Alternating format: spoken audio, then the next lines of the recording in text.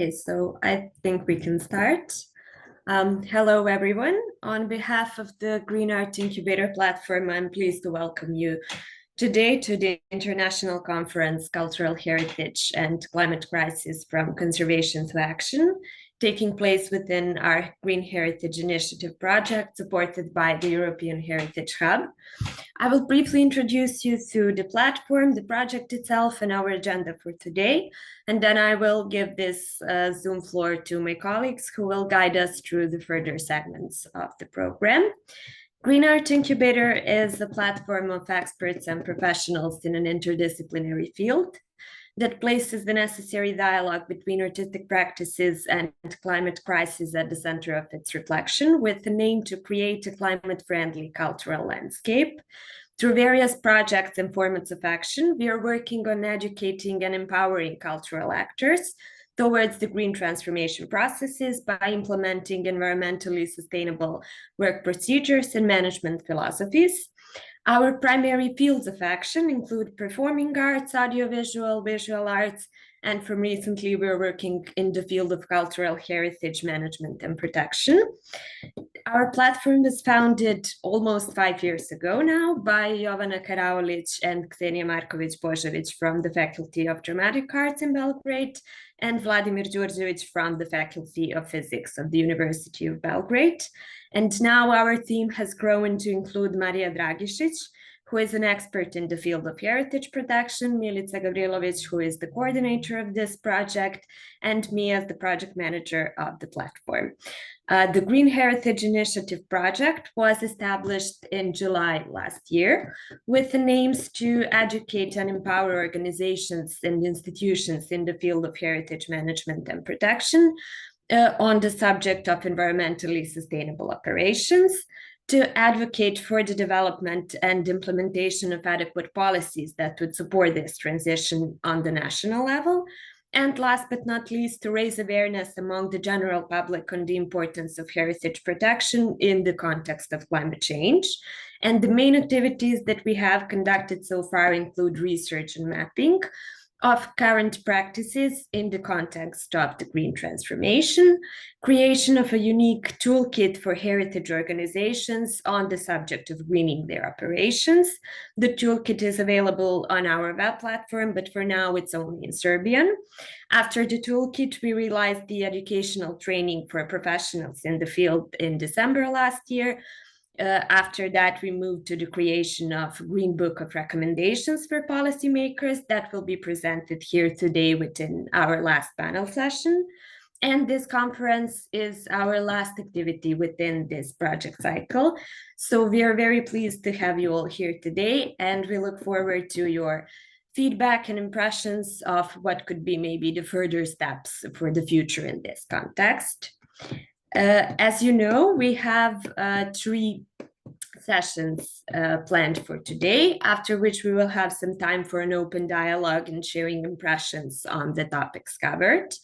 We will start the program with a keynote lecture by Katie Daly, PhD, after which we will have an opportunity to hear some successful stories on the projects and initiatives that deal with the heritage adaptation. After that, we will have a short break and we'll finish with the session on the role of cultural heritage in climate and development policies, within which you will get to know more about the Green Book of Recommendations that we mentioned and develop. So I do not want to take more of our time. I would just like to thank you all one more time for joining us, and also our speakers who accepted our invitation and will share their inspiring experiences. And now I'm giving the Zoom floor to my colleague Vladimir, who will have the honor to introduce our keynote lecture and guide us further through the agenda. So Vladimir, the floor is yours. Diana, thank you for this nice opening. I also must say that I'm surprised about the number of people. It's above what we were expected for today's meeting, so that's great. It's a great start, really. Our first speaker, keynote speaker, is Dr. Katie Daly. Katie is a senior lecturer and co-program leader, MA Heritage Conservation at the University of Lincoln, UK, and a senior researcher at Carrick Conservation Ireland part-time. She has degrees in ancient history and archaeology from TCD Dublin and conservation archaeological artifacts, and the MA in World Heritage Studies. She was awarded her PhD from the DIT from Technical University Dublin, in which transferable methodologies for the site's level assessment and measurement of the climate change vulnerabilities were developed and applied in practice at Ireland World Heritage sites.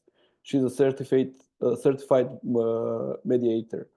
Katie research and conservancy work focus on climate change and cultural heritage, including assessing vulnerability, monitoring impacts, and adaptation planning. She was lead researcher and author of Ireland's climate change sectorial adaptation plan for build and archaeological heritage, and is assisting the Irish government with the implementation phase of this plan. She is a member of ICOMOS International Working Group on Climate Action and was co-lead of Working Group 4 on the Climate Heritage Network. She is a lead author of Adaptation and Tools and Methodologies section of the Future of Our Past ICOMOS report and the ICOMOS Climate Adaptation Toolkit from 2022, published in 5 languages, and research coordinator for cultural heritage for the Climate Action Toolkit for the World Heritage in International Project lead by ICOMOS, ISSROM, ICROM, IUCN, and the UNESCO World Heritage Center founded by Australian and Norwegian government. So, Katie, it's your this short introduction similar to mine, I must say, but I worked on adaptation related to the, let's say, water resources or agriculture, but yours is totally devoted to the sites and buildings. So it's really interesting and nice to have you today to give us more about all these topics. This area is still not opened in Serbia. We just talk about that, but it's not officially open in terms that we don't have any kind of national documents or.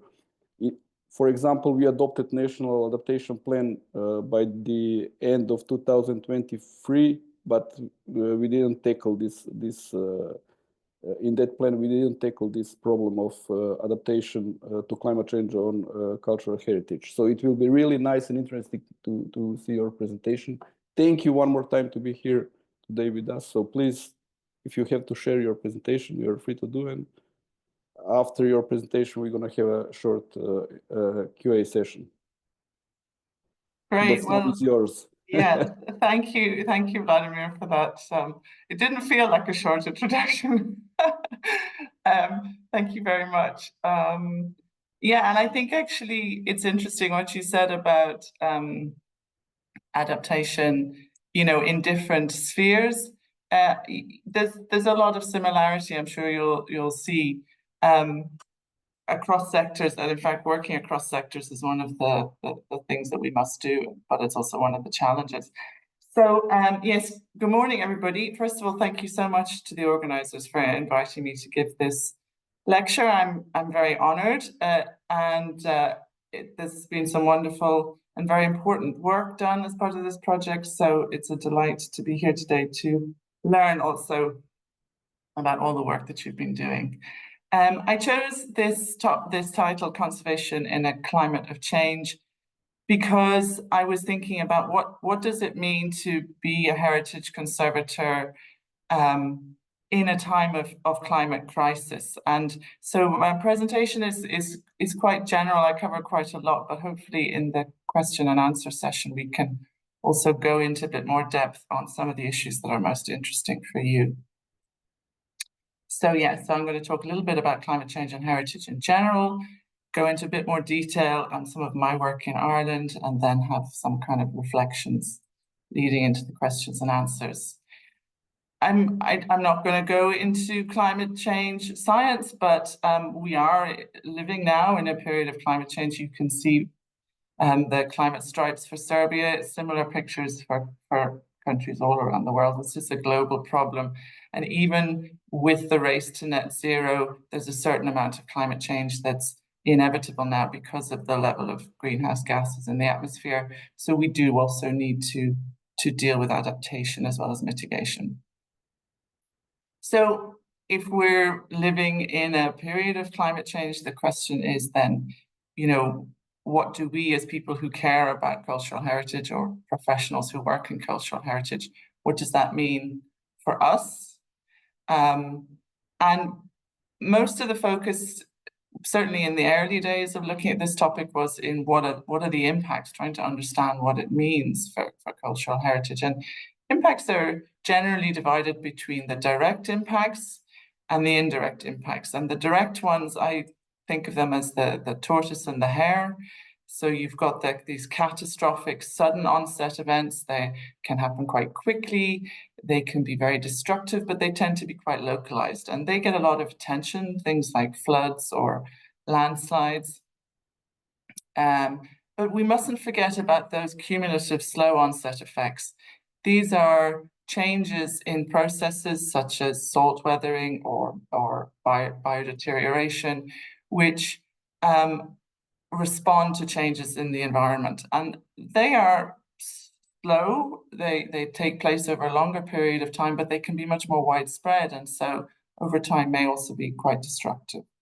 And then there's the indirect effects, and these are to do with how we as societies and humans respond to the challenges of climate change. That could be through mitigation of greenhouse gases, through, for example, retrofitting of historic buildings, or through adaptation actions, such as, for example, building flood defenses. These are necessary actions, but if they don't consider cultural heritage values, they can be destructive too. They can have unintended negative consequences, which is where we get the phrase maladaptation from. So just a few images then of the kinds of impacts we're talking about. This is on the left, an image from Ironbridge Gorge Museum, a World Heritage Site in the UK. And this is riverine flooding. And an event like this, there's damage during the event itself, but there's also damage in the drying out period. And there can be a lot of damage done in the recovery period, especially if people don't understand the value of, for example, original materials or heritage features. So loss can happen at several points during an event. And as you can see on the right, storm damage is another issue. In addition to the damage to heritage, there can also be severe impacts on local economies. So, for example, Ellis Island was closed to tourists for several years while the renovation took place, and there's significant costs in recovery. And something like this is very important for social identity and cohesion. So there are also other implications when heritage is impacted. On the left there's a picture of insect activity in wooden buildings in Norway. So I think Serbia also has traditionally quite cold winters. So some of these kinds of effects you may be seeing new effects from climate change, things that you're not used to seeing, insect activity in winter, for example. But climate change also is frequently, impacts that we're used to. So, for example, Venice has always flooded, but what we're seeing is a change in the scale and the rate and the frequency. And it's coming where there are additional pressures, such as, for example, in Venice, tourism development and things like cruise ships and so on. So it can be a compounding factor as well. So those are only a few of the potential impacts of climate change.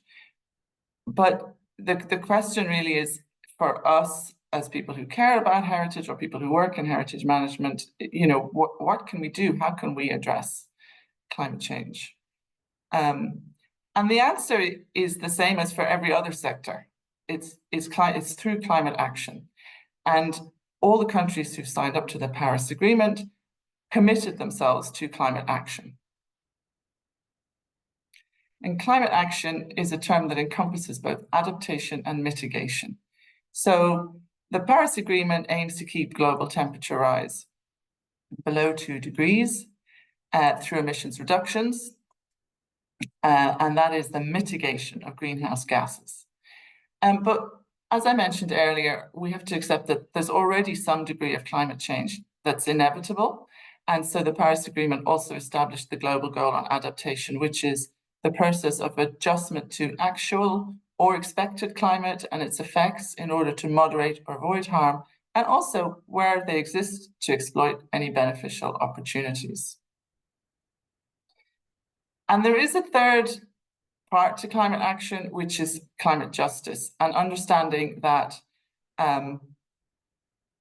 the climate, although climate change is a global phenomenon, it doesn't impact everybody equally. And so poorer people, people in marginal land, people particularly in small island developing states, these are the people that are most affected, even though they're the people who contributed least to the problem. So climate addressing those parts of those issues around climate change is also very important when we look at solutions.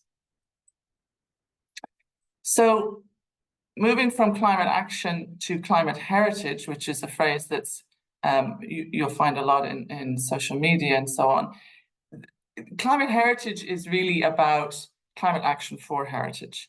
And it's, again, focusing on the two sides of that coin, which are adaptation. So we must understand what are the impacts on heritage, how can we measure vulnerability, and how can we respond within the heritage sector. But we must also, at the same time, address the root cause of climate change. The best thing that we can do to protect heritage from climate change is to limit greenhouse gases and to limit the worst effects of climate change. So that means meeting the Paris Agreement targets and transitioning and transforming to a low carbon future. So we must do both at the same time. In terms of climate adaptation then, which is where I do most of my work, climate adaptation for heritage requires the integration of three key elements, I would say. The first is the protection of heritage values and significance. Then there's the need to understand the climate change risks and to commit to a low carbon, sustainable and inclusive solutions, because that addresses the other side of climate action, the mitigation and climate justice side. So we mustn't, the adaptation solutions mustn't compound the problem, if you like. And bringing these three together really requires knowledge, understanding, and leadership. So these are really crucial, particularly in the early stages of the process, as this Green Heritage Project is showing. You have to help people to engage by giving them the tools and the knowledge that they need. So the climate adaptation strategy for built and archaeological and heritage in Ireland was adopted in 2019. And we've just come to the end of that plan, and we're actually working on developing the next plan, which will go from 2025 to 2030. So Ireland has a national adaptation framework, which is made up of parallel sectoral plans. So in 2019, there were 9 sectoral plans. So they were for things like transport, health, agriculture and forestry. And luckily enough, we managed to get a built and archaeological heritage sectoral plan. And we think we were possibly the first country to adopt a climate change sectoral plan for heritage, although we know that also in Italy and Norway and I think Wales, at that time, they were trying to develop them as well. But so this has been a game changer really in terms of activity within the sector and capacity within the sector. So when we talk about adaptation actions, the Intergovernmental Panel on Climate Change define adaptation actions as an array of strategies and measures that are available and appropriate for addressing adaptation, and they can include a wide range of actions. So here they're saying they can be categorized as structural. We would sometimes say like hard engineering solutions, institutional, so policy solutions, ecological, what are often called nature-based solutions or green approaches, or behavioral, and that's around capacity building, awareness raising, and education. So there's a whole suite of potential adaptation actions. So in the plan then, we had 5 goals, 16 objectives, and well over 40 actions, which I'm not going to go through individually here. The plan is online if you'd like to have a look at it. But I'll just give you a flavor of the kind of approach that was in there. So the first goal was to improve understanding of the heritage resource and its vulnerability to climate change impacts. So that was things like actions around hazard mapping for heritage and doing site-specific risk assessments, as well as engaging with communities in high-risk areas. Goal 2 was about developing and mainstreaming policies and plans for climate change. And here the aim was to make sure that cultural heritage policies and plans considered climate change. But on the flip side, to also try to make sure that climate change policies and actions in other sectors considered heritage. Goal 3 was about conserving Ireland's heritage for future generations. And, you know, that sort of sits at the heart of what we all do.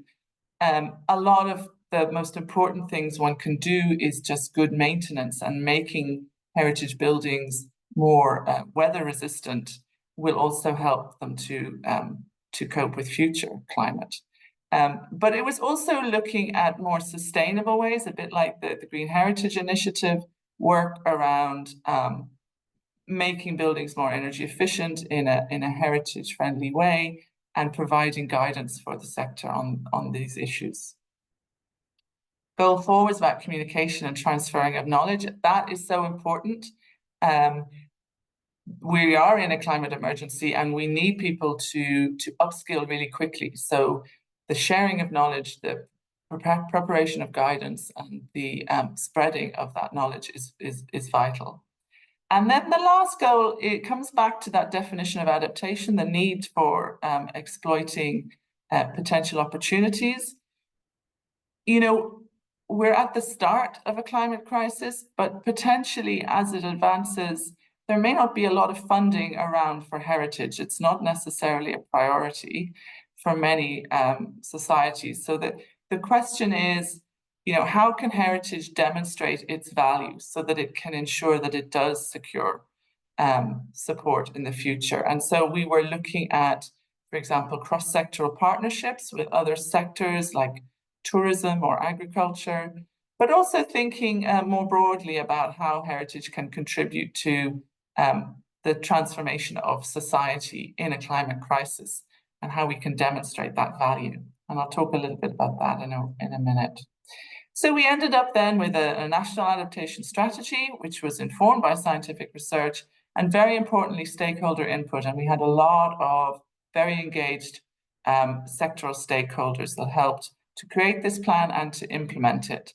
And of course, actions, while you have a national plan, actions happen at a local level. And so again, the stakeholders are key for making that happen. Thinking a little bit about mitigation then, one of the arguments that we make within climate heritage sphere is that heritage embodies sustainable, traditional and place-based ways of living. And these have developed over time in relation to the local environment. They often use regional or local materials which have a low carbon footprint.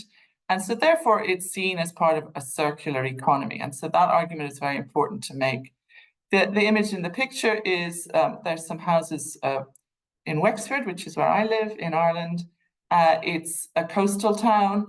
So the 2 stories at the front of the building and on one side are clad with slate tiles, which is a stone, a hard-wearing stone. It's often used on roofs. And that's because the prevailing wind and rain come from this direction, whereas the back and the other side of the house are not. So it's really just about that, you know, environmental awareness and the way that we used to build, which was with our environment. And of course, there's that argument about embodied carbon. this quote is attributed to Carl Elefante, which is that the greenest building is the one that already exists. And that's because if you knock down a building, you lose all the embodied carbon, and then you have to bring in materials which themselves took carbon to make, and then you build a new building. And even if that is the most energy efficient building, it will take a long time to recover all that carbon that you've lost. So it is generally better, certainly, to retrofit existing buildings where we can. And there's several initiatives that have been quite helpful in Ireland. If you're interested in this area, you can find them online. Things like the Collaborative Town Centre Health Check, so working with local communities, and in heritage-led regeneration. So for small town centres, which are often full of not necessarily buildings of national importance, but traditional buildings of local importance and buildings that give a sense of place. And that led then to a bigger project which included quite a bit of funding from the Department of Heritage, called the Historic Towns Initiative. And again, it's about heritage-led regeneration. So it's seeing heritage as part of the solution that's also social and economic, and also noting that this is important for climate mitigation as well. So I mentioned maladaptation earlier, and one of the main causes of maladaptation for many occupied heritage buildings in particular is inappropriate energy retrofit works. And that's because many of our traditional buildings are made from breathable materials that allow water vapor transfer, unlike concrete buildings. So the kind of impermeable insulation materials are inappropriate for these buildings. So that's the lack of technical understanding that could cause damage, but also it can be just a lack of awareness of heritage significance. So under the adaptation plan, there was also an action to develop guidance for how to undertake energy efficiency works, and some case studies have been developed as well. So that was another part. And although it was mitigation, we put it in under the adaptation plan because, again, we see them as two sides of the one coin. So coming then to just some sort of general conclusions and reflections, the question of what we can do in the heritage sector more broadly. I mean, we have to act within our own sector to reduce emissions. We also have to enable society more broadly and ensure that social justice, that climate justice part of the picture underpins transformation, because if we leave people behind, that will create a negative backlash, and we can see that around the world. You cannot ignore the economics of this issue. And we can, as a heritage sector, we can use the past to provide insight across a range of topics, and I've touched on some of them today, related to climate change in order to benefit adaptation and mitigation in society and in other sectors.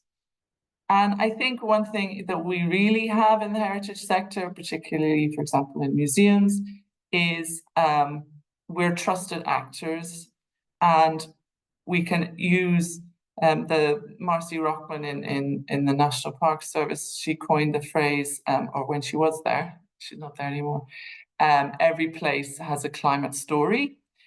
So it's about using the power of narratives through education and interpretation to engage people with climate issues around sites, objects, and their own local heritage, and also using heritage to create positive identity and social cohesion, which is so necessary during the times of radical change.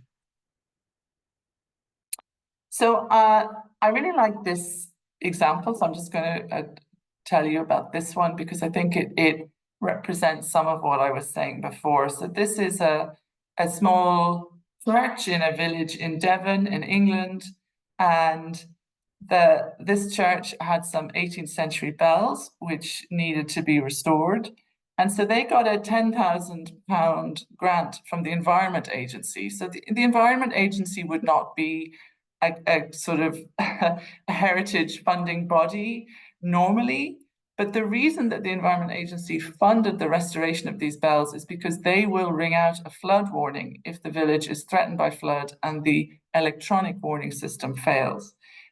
And the thing that I love about this is that this, this village has flooded for generations, and these bells have rung out flood warnings for generations. So this is a continuation of something that was already there, but in a new context.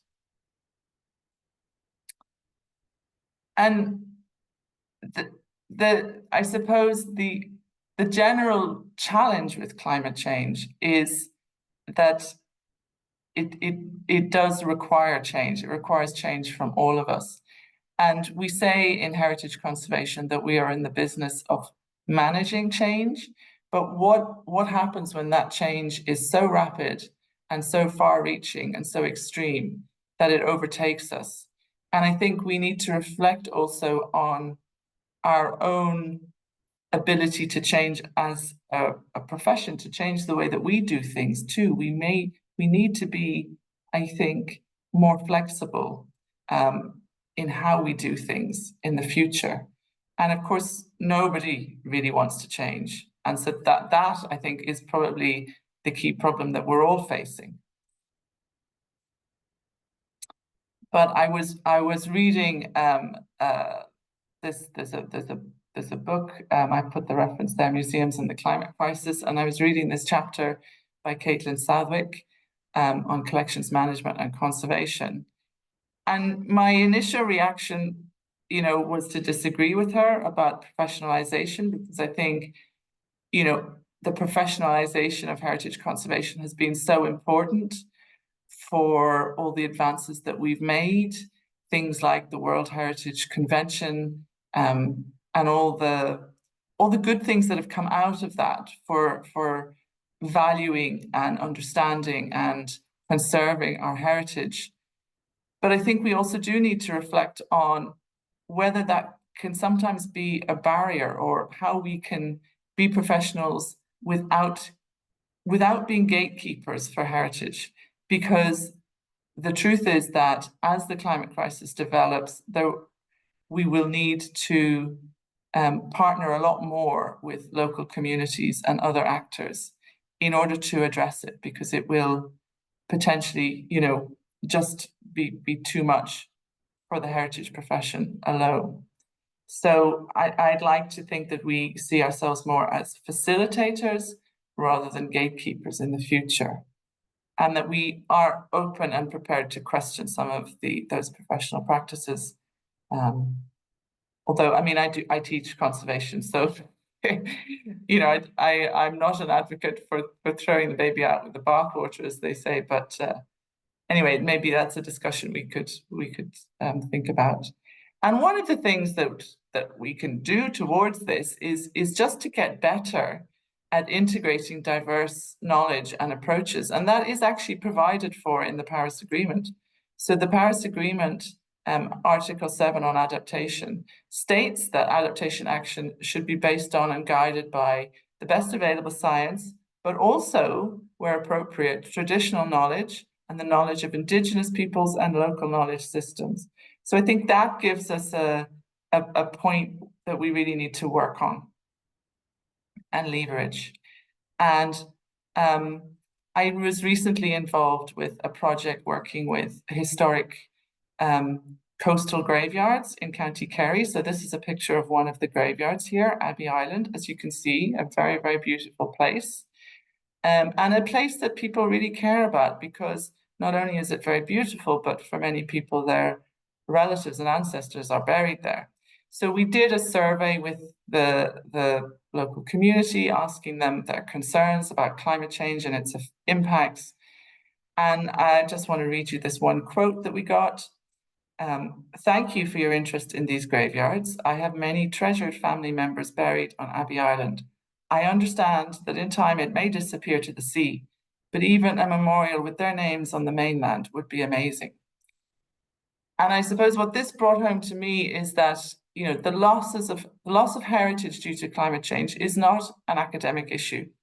It's a very personal issue for many people, and it's a very emotional one. And I think our role is to be facilitators, to help people to deal with this through our skills as heritage professionals. And that might be recording and memorialization, where we can't actually intervene to save the sites. So that's it from me. Thank you very much for listening.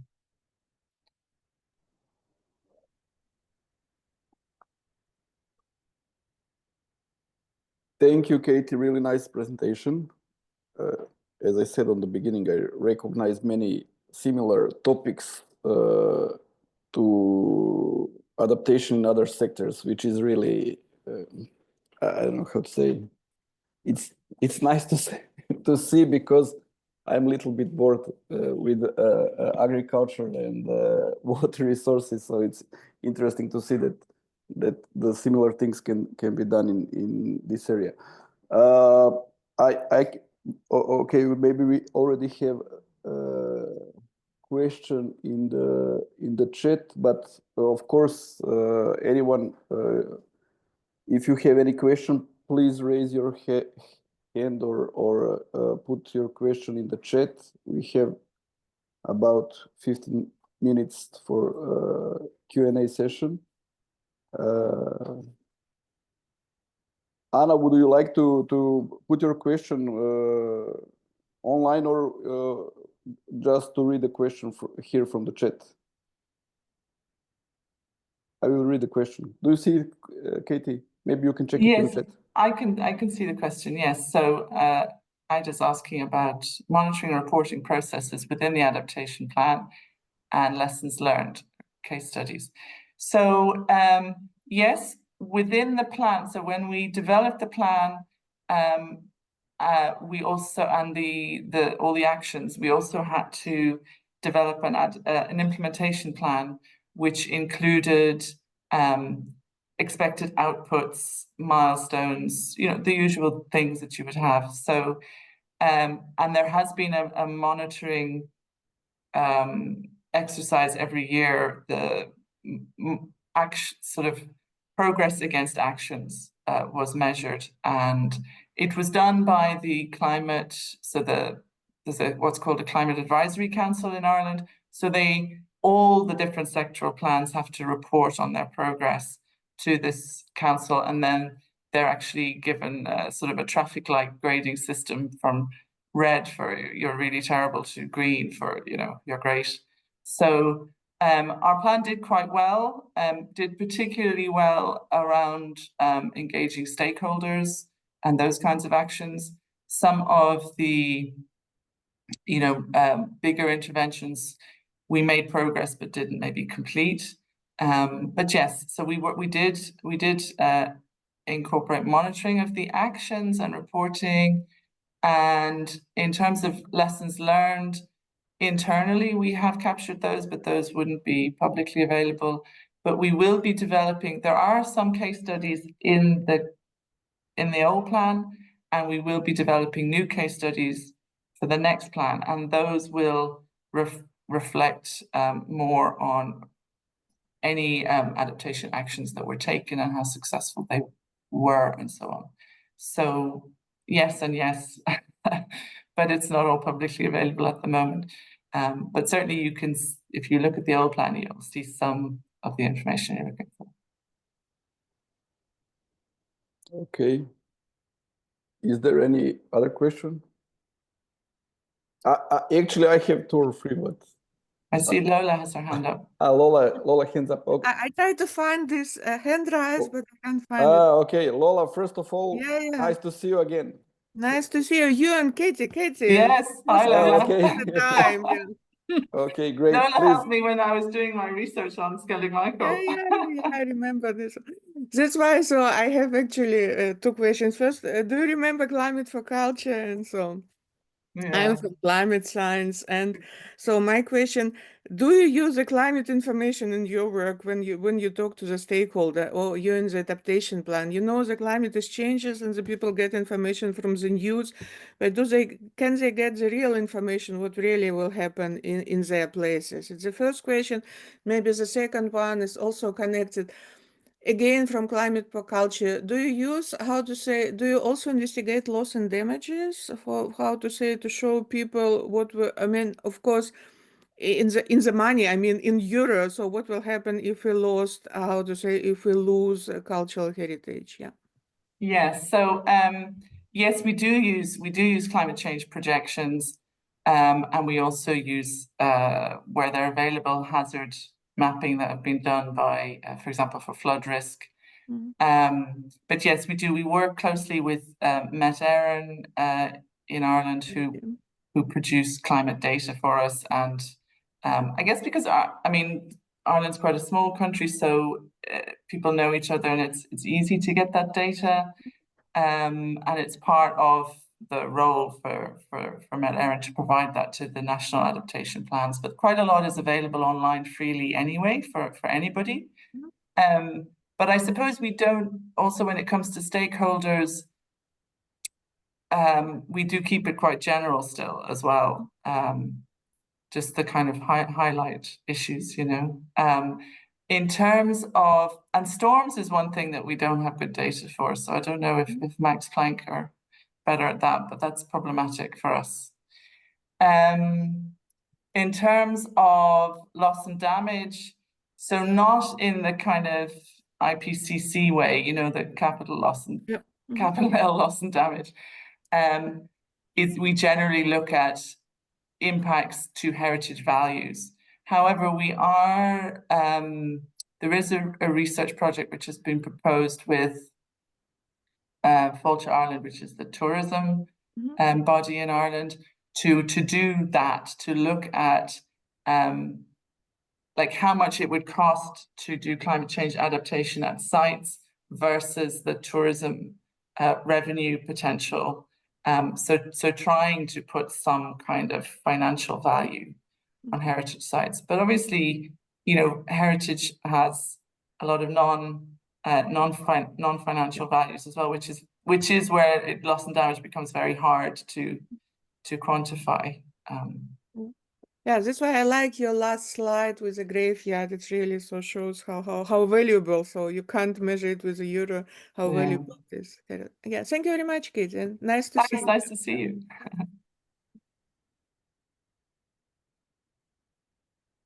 Is there any other question?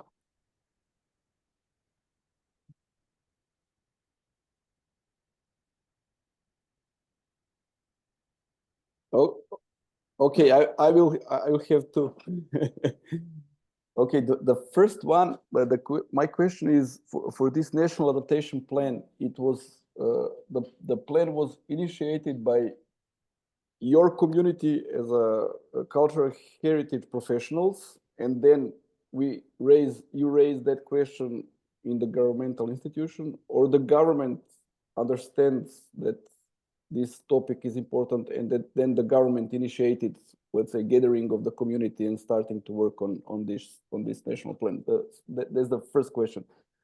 And the second question is, during the last year or two, something which we can call, let's say, using of traditional knowledge in adaptation to climate change starting to pop up in different, let's say, policy documents.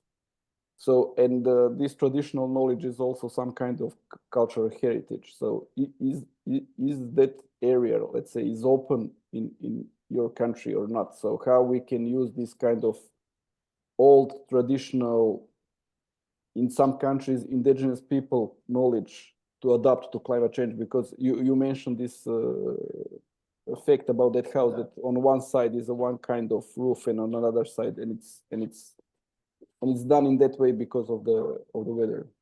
So that's to my question. One is this traditional knowledge, and another one, where was the spark about national adaptation plan? It was in community or professional community, or on the side of the government?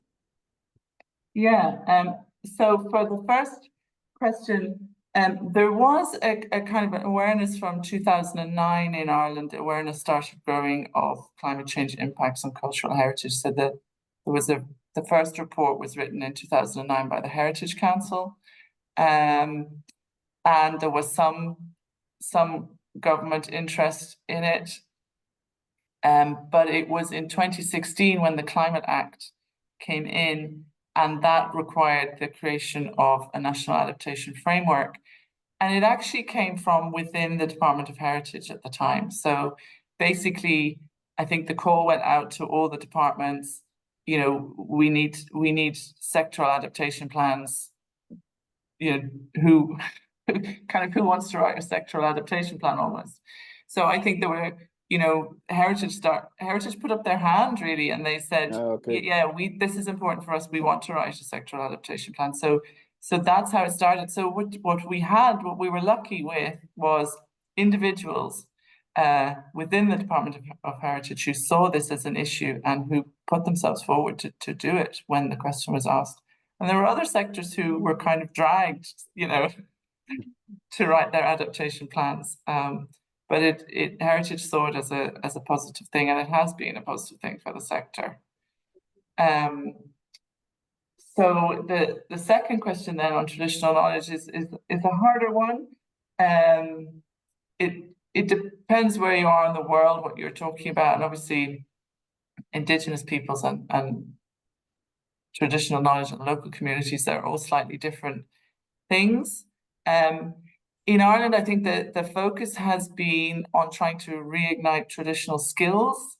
I don't know what it's like in Serbia, but we've lost a lot of traditional skills, and that's seen as a problem. So that would be kind of the main focus, but also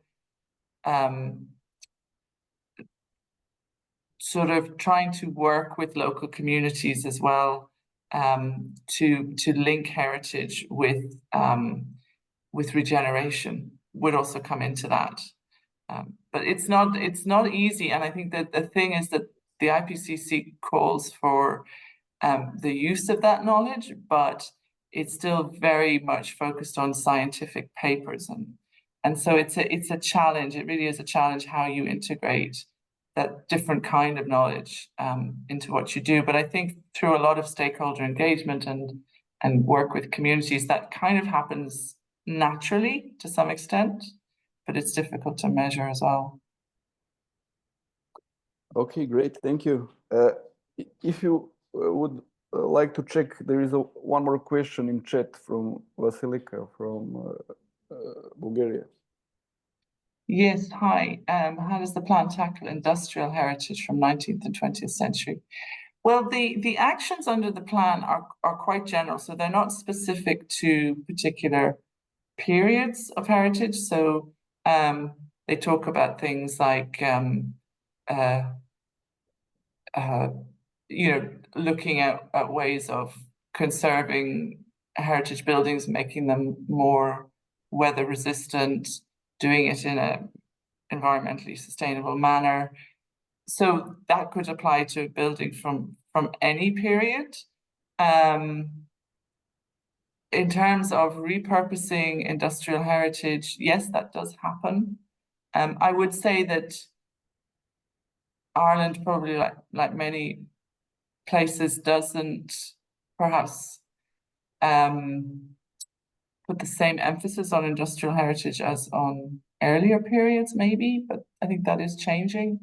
But I'm not an expert on this area, so I better stop talking now. But just to say that the actions in the plan apply kind of generally to heritage buildings. So if it was considered an important heritage building, it would be covered by the plan. But yeah, reuse of buildings is obviously something that's a good thing to do as long as it respects their values.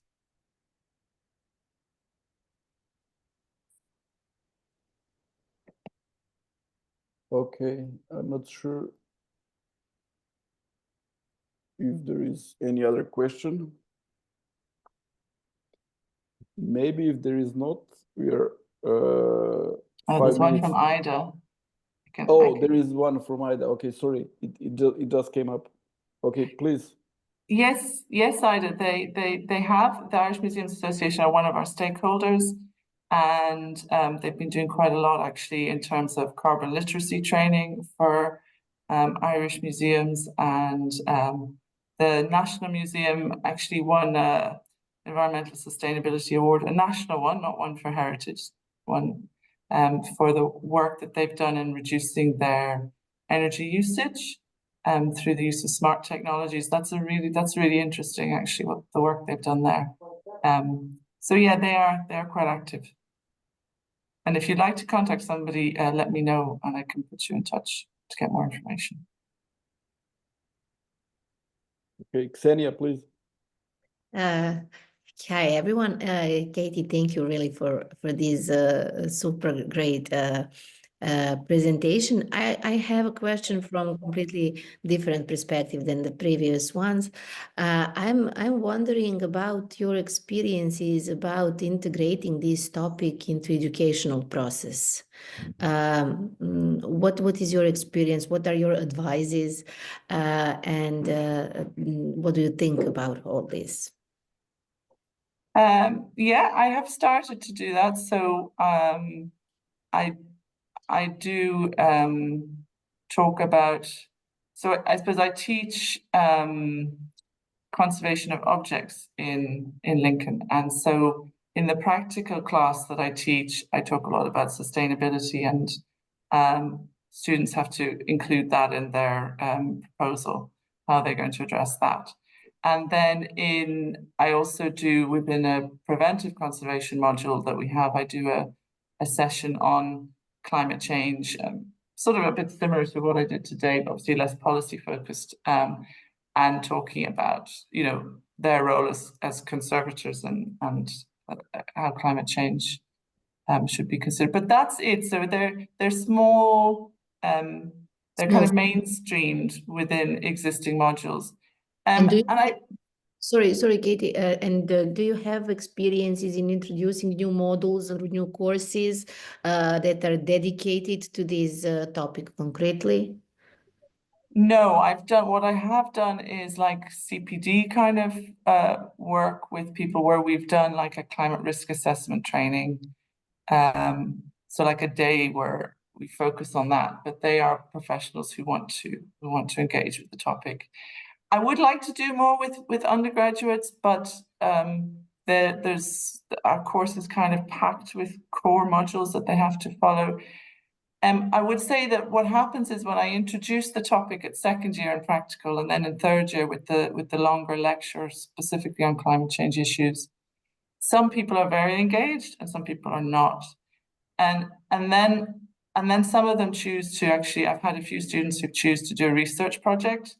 So it can carry through then. So the ones who are really interested will do actually research projects on climate change with me. And I would like to think of ways of doing it that also address climate anxiety, because I think that's quite an issue. And I don't want to, you know, I don't want to depress my students. So I think you have to be quite careful to make it about actions and things they can do, and not turn them off. So there's a balance there as well, so it's work in progress, I guess. Yeah, here is a quite similar situation. That's why I'm asking you. Yeah.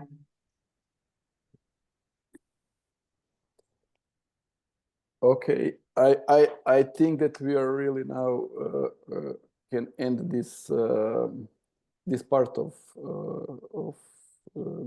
this meeting. Katie, really thank you one more time. The presentation was great. We opened many, and you firstly opened many questions and give us many points of view on this topic in your presentation, and after that we open some questions, and that's great. We will have another time slot for discussion by the end of this meeting. So if everybody else has some kind of question additionally to Katie, maybe we can bring it later and discuss it later. Thank you one more time. I will give a floor to Maria, and Maria will continue from here to for the next part of the meeting. Thank you, Katie, one more time. Thanks. Hello, everyone. My name is Marija Dragisic, and I'm a conservator researcher and member of GAI team. This panel is dedicated to successful examples of adopting cultural heritage to climate change for Serbia and Europe.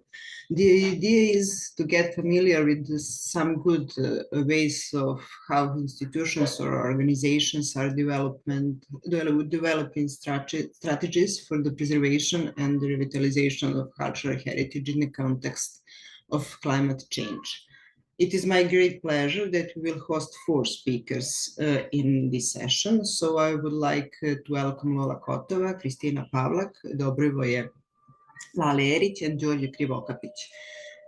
It is well known how negative the impact of climate change is in every segment of life on Earth, including cultural heritage. All types of heritage are endangered, natural, cultural, intangible, tangible, and negative consequences can be more or less visible, and depending on whether they result from disaster or gradual climate changes.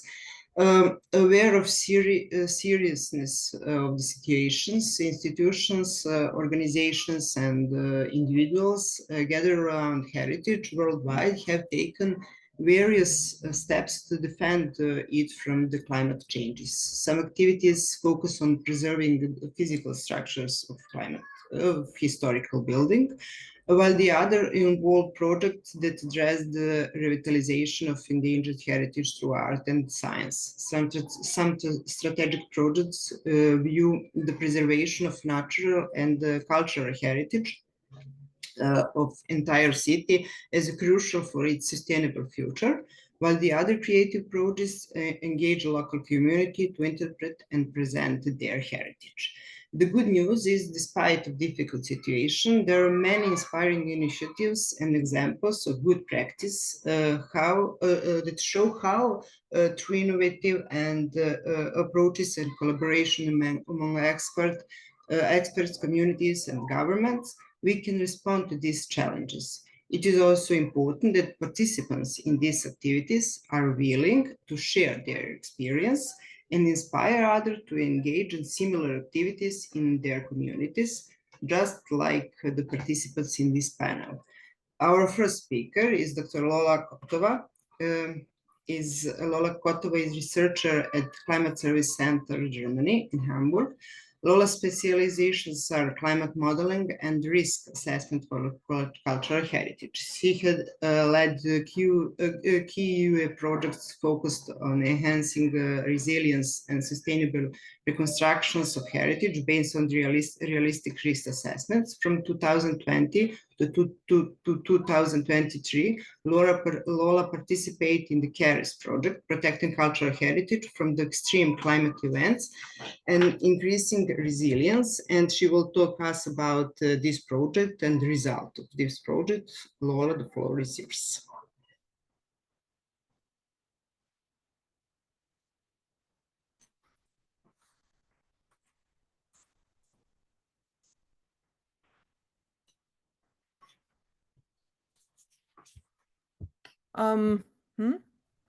You don't see my presentation? No.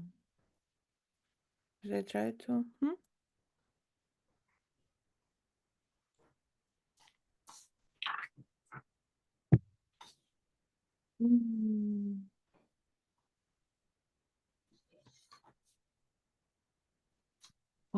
Şöyle bu.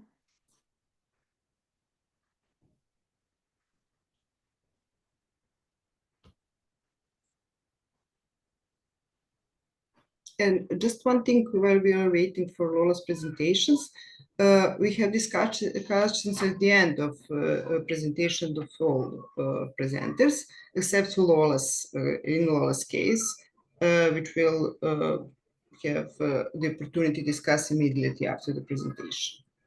Can you see my screen? Yes. Can you see in the full mode? No. The full mode? No? Yes? Yes. No. It's a technique. Hey, it's. Can you see it now in the full mode? Hello, we see it in presenter mode. So could you just switch up on the upper left Yeah, corner? I try to, how to say, now? Yes, now we see it. Okay, great. So, I'm sorry. No, it's a Thank you. technique. Thank you very much for the invitation. It's really a great topic, and I'm very happy to see many of known faces. So happy to be here. So my name is Lula Kotova. I'm working in the Climate Service Center Germany, and today I would like to present the work of our colleagues, and let's talk about how climate information can be used for the, how to say, for the needs of cultural heritage. And I will talk on our experience. I will talk on our experience in the CARIS project. But don't be afraid, it's not our experience in the CARIS project. It's just an answer of artificial intelligence on the questions, how to say, how climate can affect the cultural heritage. So, and we'll get this answer. Nevertheless, the reality, I would say, it's not far away from this picture. So Katie already shows examples of how climate can affect the cultural heritage.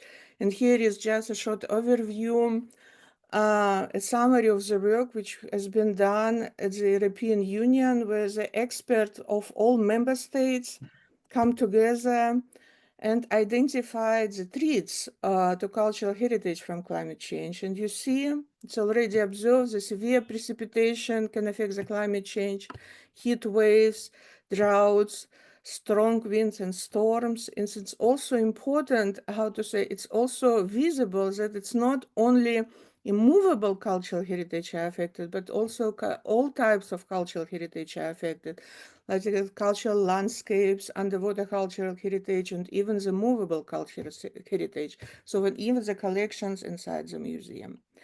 This is just a brief summary on the European level. Let's see what is the situation in Germany. If you're in Germany and if you visit Berlin, so I'm highly recommended you to visit Park Sanssouci. It's not far away, it's Potsdam, and close to the big palace in Park Sanssouci, there is a cute, it's really very nice Charlottenhof villa in Italian style, and it's really beautiful. How to say? It's a very beautiful cultural heritage. You see the perfect picture. But if we have a close look at it, you immediately see there is a damages from climate change. For example, the mold on the walls, on the outside walls, the mold is growing. You know, the climate is getting warmer and humid. The new insectant species are coming to the parks and can damage the trees. But it also, in case of heavy storms, we have some last year in Germany. The park can be the park must be closed because how to say, because the trees are falling and branches are falling. So, and all this inspired us to initiate the CARIS project when we had to try to understand how extreme weather events and how future climate will affect our cultural heritage, in particular historical building and historical parks. In the CARIS project, we selected 5 case studies. 3 of them are UNESCO heritage sites in Hamburg, in Park Sanssouci, in Potsdam, and Cathedral in Cologne. But we also have 2 small case studies. One is the open air museum in Bad Windsheim in south of Germany with the old German houses, and one it's a very nice cute chapel not far away from the Alps. And the idea behind the project was to collect or create the knowledge base, in particular based on the climate information, and discuss this knowledge base with the expert from management and protection of cultural heritage sites, and to try to develop the sustainable solutions for the cultural heritage in Germany. The other reason behind the CARIS project was the I would say, capacity building or the knowledge of the people who works in the cultural heritage sites. We did at the beginning of the project, we did a survey. Unfortunately, it's in German, but I just explain you what you see here. So we just ask the people questions: do you use climate information in your research? Do you use climate information in your daily work in cultural heritage sites? 1/3 say yes, 1/3 said no, but it's interesting, was interesting for me that almost or about 50% cannot answer. So the people either don't know how to say where to get the climate data for the climate information for the cultural heritage, either they have no idea how to use this data. So that's why we try to answer the questions, how to be within the project, how to bring the climate information into the real research on cultural heritage. And we started with identifying the key indicators, which climate indicators that might affect cultural heritage sites. Just a few examples. You know that the increase in temperature, very high temperature, can affect the stone buildings and can lead to the cracks. Also, for example, I've already shown on the example of Charlottenhof, the humidity fluctuations can lead to the mold growth. But it's also the flooding. It's also severe flooding. It's an issue in Europe. You know, it was a big flooding in 2021 in Germany and in Belgium, which might affect cultural heritage. In Valencia was a bit flooding, and I've heard so the Balkan countries are also affected by flooding events. So, but this is situation now, what happens now in Germany, what are observed changes, but of course we would like to know what will happen in the future. For this, I would say we need a glass sphere, and our glass sphere, at least in my work and in work in Climate Service Center, it's a high performance computing. So one supercomputing is situated in Germany and in Germany, in Hamburg, and we are happy that we have access to this computing, and with the help of the climate models, we can we can project the climate into the future. Just a few words: what are the climate modeling are doing, what we are doing. So the climate modeling is just climate models that just a mathematical formula that can simulate the interactions between important drivers of climate: the atmosphere, ocean, land surface, and ice. And in our case, we just divided the globe on the grid boxes and tried to simulate the interaction between all these components within the grid boxes. So nice approach, but you immediately see the challenges if we try to apply climate information for cultural heritage. On the left picture, you see the typical grid box size for the global model. It's about 100 kilometers. Of course, we have high resolution models, but then again, if we talk about, I would say, that's examples of Villa Charlottenhof and Park Sanssouci. So it's just one dot somewhere in the grid box. And if I show this picture to the stakeholders, immediately answer, Lola, how we can get reliable information, how we can get reliable information from this climate modeling. And within the CARIS, we did research. We really tried to understand this, to answer this question. And this paper is published in the Journal of Cultural Heritage Science. So if interested, you can have a look at it. So when we described in detail the procedure, how we can make the information from climate models, from the really, so from I would say how to bring the information from the grid box to one point and to convince the stakeholders that this information is reliable. So here is one example of our studies. We have looked at the very hot days when the maximum temperature is above 30 degrees. In Germany, as I mentioned, the temperature is increasing temperature is very important. So can impact cultural heritage sites, as is a building inside or collection outside or historical parks. And in the case, we have a look at the emission scenarios for emission scenarios for the greenhouse gases with a high emission scenario. So it means that the greenhouse gases emissions is increasing continuously, and there are no mitigation measures. And we calculate the numbers of very hot days for all of 5 case studies, which I showed before. And since we use the same data behind, the same databases behind, so we compare the results for all case studies all over Germany. So here is example from the mid of century and by the end of the century, and you immediately see that we will have in Germany, at least in Germany, we will have much more very hot days with a temperature above 30 degrees in the near future, but the changes are very more pronounced in the far future, and you can really see at this picture. So we have now the data, and the next challenge on the project, how to bring this data to our architects, to the managers of the cultural heritage, who does not have background knowledge about the climate. And for this, we develop a climate fact sheets. So I just show it in the analog way. It's really just a short booklet. I hope you can see it. Yeah. Oh, no. So something like this one. So it's really just a small, how to say, no. Okay, technique. But nevertheless, anyway, I will discuss it yet now in more details. I will show you on the screen. This is example for the Villa Charlottenhof,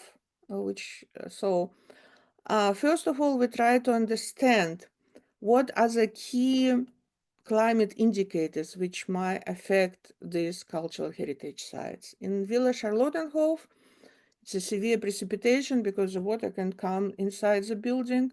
The building is unheated. There is no air conditioning system, so there is a very high fluctuations of temperature and humidity inside the building, which may affect the collections. And to lead also to the mold growth, not outside, but also inside the building. And on the surrounding parks, it's again the heavy rainfalls, because the water not only come to the building inside, but the heavy precipitation can also affect the park passes, so the people can go inside to the park.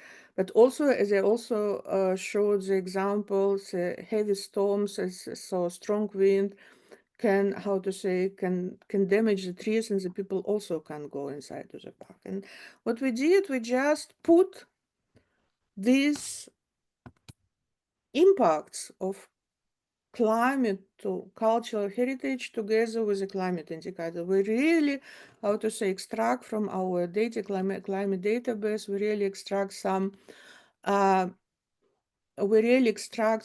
indicators and some variables which might connect it, and to show the connections between the damages and climate. And based on this information, so it was very useful, and the people in Park Sanssouci, our stakeholders, have already started to use it, and they see that it will be warmer, and it will be warmer. That's why they try to now plant the new resistant trees, the trees that are resistant to the future climate change. We also within the project, the few sensors to control the soil moisture have been installed to understand do they need the irrigation for the park or not. And as I mentioned before, it was also interesting. It was new. I also talk about the cultural heritage. It's a building or historical parks, but it's also the park passes are very important. So as I say, if there are a lot of water, so the people cannot go through the park passes and so enter the park. That's why in Park Sanssouci they try to use a new technique to make the park passes resistant, so the water don't stay on the top, they just flew around. So yeah, and so it was really, how to say, practical implementation of our theoretical knowledges about climate change to the real world. And with this picture, thank you very much for your attention, and I'm happy to answer your questions. Thank you very much. And sorry for some technical issues. I mean, techniques, yeah, sometimes, yeah. Thank you very much. Thank you, Lola, for these interesting and useful presentations. And now, if you have any questions for Lola, please go ahead, because discussion will be at the end of panel, except in Lola's case. Yeah, I'm sorry, I have to leave because I have another meeting. And so- Okay. Thank you. Goodbye. No, I can answer the question, but I can't stay by then, so I can. Okay. I said it. Okay. Do we have any questions for Lola?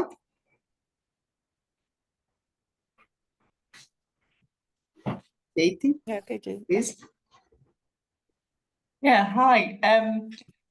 Lola, I was wondering about the like the threshold for Yeah. mole growth. Did you use particular combinations of temperature and relative humidity to understand that? And I just was interested. Yeah. So first of all, yes and no.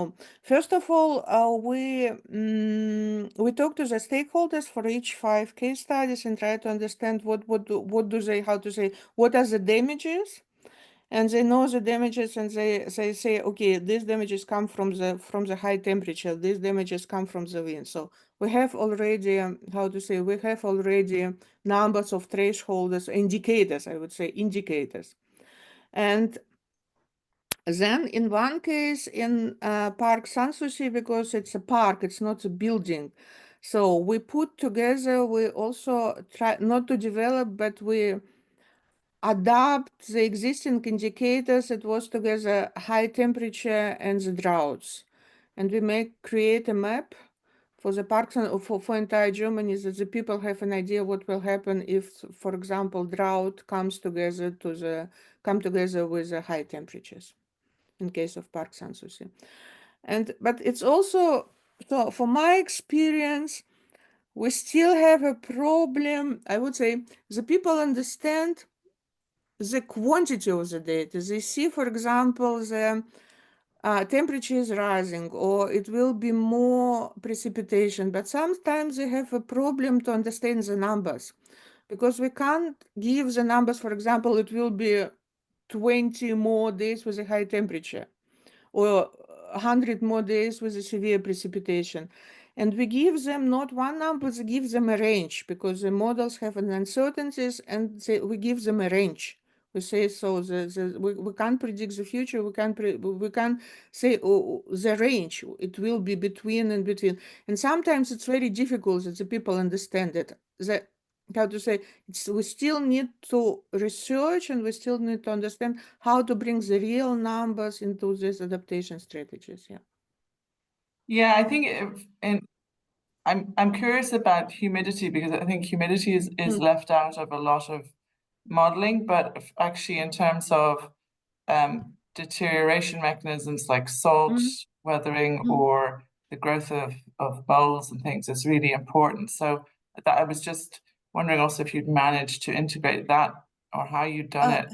Humidity is also, so when we're talking about the climate and climate information, we also need to keep in mind that we use a climate modeling, and the climate modeling climate models just mathematical formulas. And for the temperature, the mathematical formulas can describe very well what happened with the future, but with humidity, sometimes the equation that's not so progressing. And it's also sometimes you see that the changes, so for example, the temperature, you see it will be 2 degree more, 3 degree more, 5 degree more, but with the humidity, so it will be always between 70 and 90%. And the fluctuation, that's not so high. You understand what I mean? So you see that humidity will will increase or stay at the same level. And sometimes you really need to talk to people to understand is it the climate change? But because they know that humidity are changing, but the model says it will be only 2%. 2% change in humidity, is it much or less? Thanks. It's hard. Yeah, thanks. Yeah, it's hard, but I think it's also interesting. Yeah, Because you understand what I mean? Because what I've also learned in this project, we also need to stay in touch with the people. And we also need to keep it. It's also how to say our main lesson learned from the project. We need to talk to the people and we really need to understand. So what do they expect from us? And we really not to understand, they need to understand what we can provide them and how to bring our knowledges together. How to bring the knowledge about the humidity with the results what they can get from us. Yeah. thanks. Okay, thank you. So I have one question for Lola. Did the project results in solution that applicable to other cultural heritage sites as well?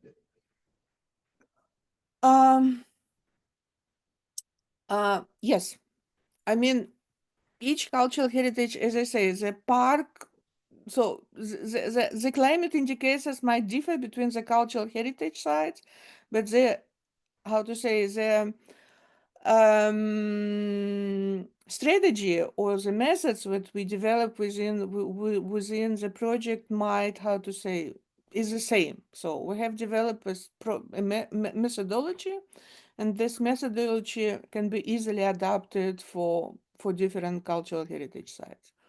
So first you need to understand what is a climate indicator, that you need to understand which data sets do you use, and then you can get the results you would like to get. So, and as I said, it's also, unfortunately I can't, I hope I can show you the climate fact sheets what we did. It's also it's quite simple.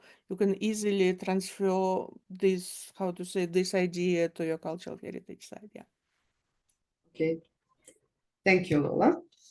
And thank you again for your presentations. For your presentation. Now I am pleased to introduce our next speaker. Hey, I think Yermina, what was? Sorry, sorry, Yermina. I didn't see.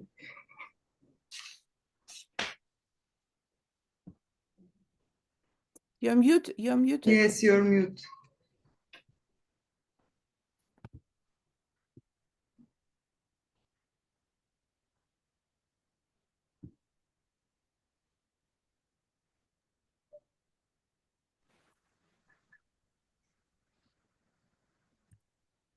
Do you hear me now? Yes. Yeah. Technology works accepted when it doesn't.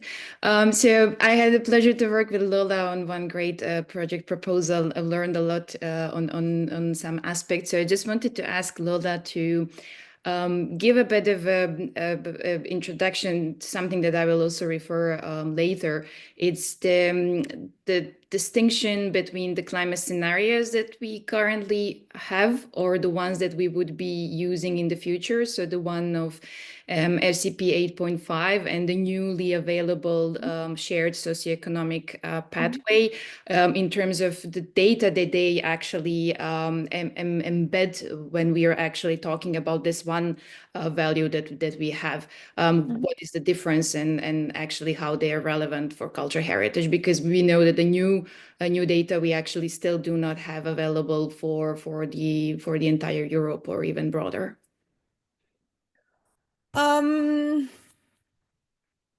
Yeah. So I mean, we can still use. I would say I will answer in the in this way. The scenarios are comparable. So the new scenarios have a bit more socioeconomic pathway inside, but nevertheless, the scenario are comparable. So even if you use a scenario from the previous IPCC report 4 or 3, you can still use these scenarios.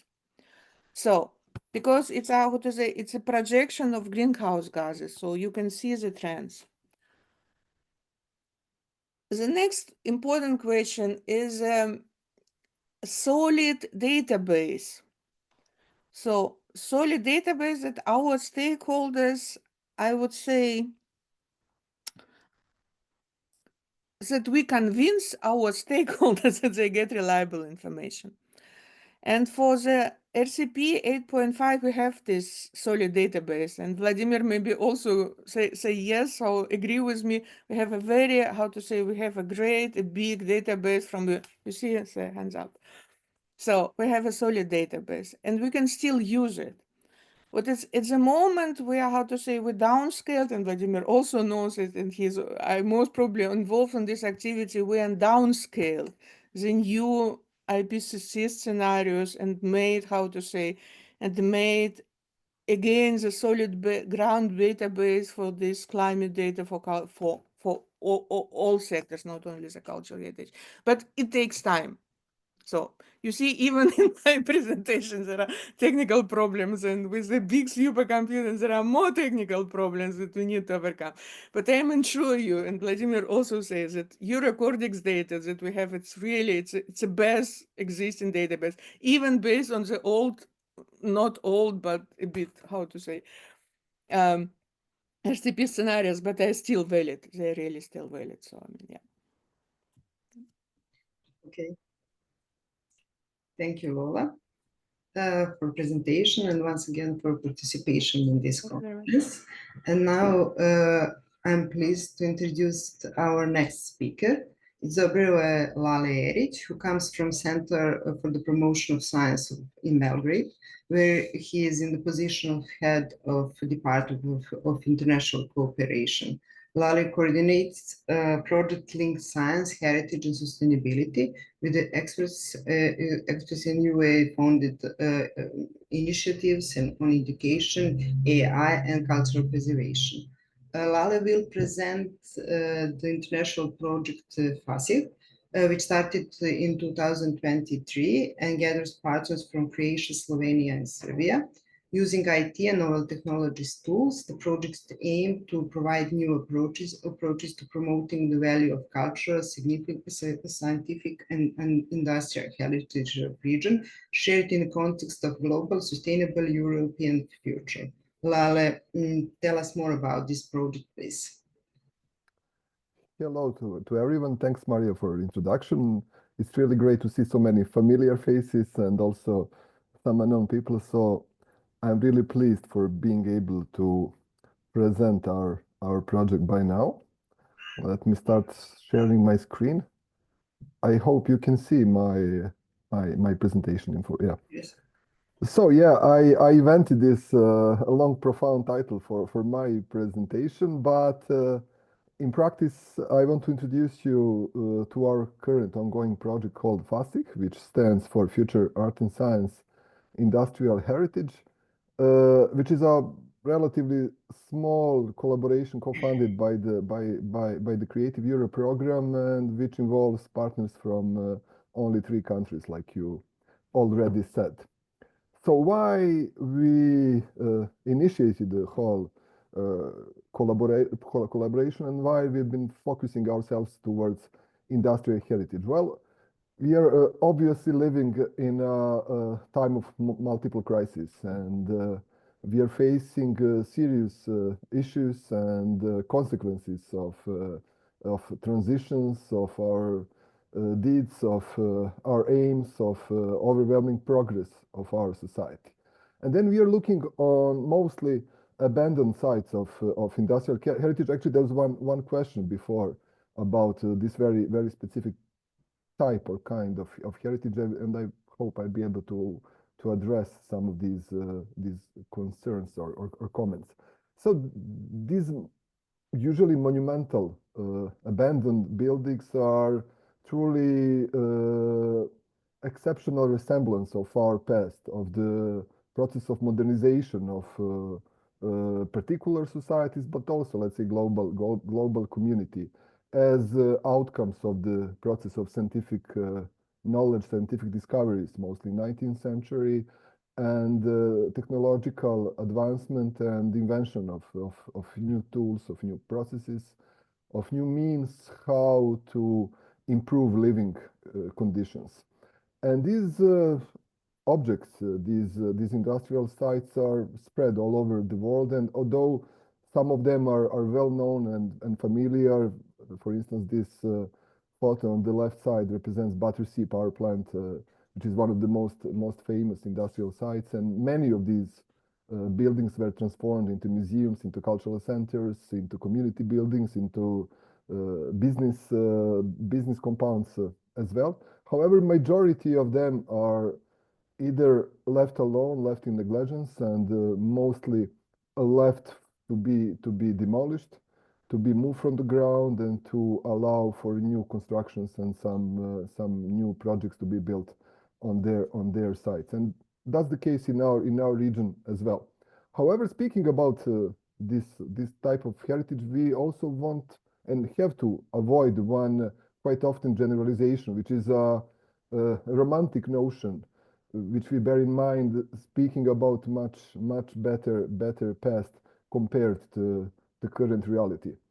And although obviously we need to criticize a lot and fight for much better reality nowadays, that doesn't mean that all these processes and all these memories of the past are relevant to be seen as positive, as progressive examples. They all bear different qualities and different aspects in their existence, and of course in the past that our society passed through.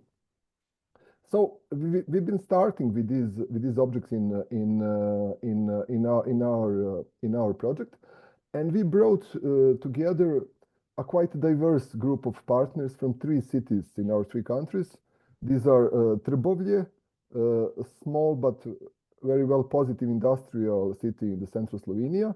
Then Rijeka, sometimes one of the most famous ports in Adriatic Sea, but also one of the symbol of industrial development in former Yugoslavia, and also us from Belgrade. And you can see that there are 6 partners bringing different knowledge, different expertise, different practices. But the idea from the very beginning was to create kind of a platform when we would bring together even more external partners, experts, interesting people, activists, because in all our countries, like elsewhere in the world, there are numerous attempts to preserve, to revitalize these sites, these objects, or at least to document, to provide some kind of memory of their existence and their significance for the identity and for the modernization processes that passed in all our countries. And this is the most of our team with some external associates during one of study visits of the thermal power plant in Trbovlje. So at the very beginning, each of us selected one object to serve as a showcase of our project, and also to serve as a symbolic representation of the industrial development and also current status. In our case in Belgrade, this is a thermal power plant, Power and Light, Snaga i Svetlost, very famous one here in Belgrade, that lies on the bank of Danube. It was built between 2 world wars and actually allowed a significant growth of Belgrade by producing necessary electricity for the development of the city in that time. And the plant was opened by late 60s, meaning for almost 4 decades it was a main provider of the electricity for the capital of two kind of Yugoslavian states back in time. Unfortunately now, as you can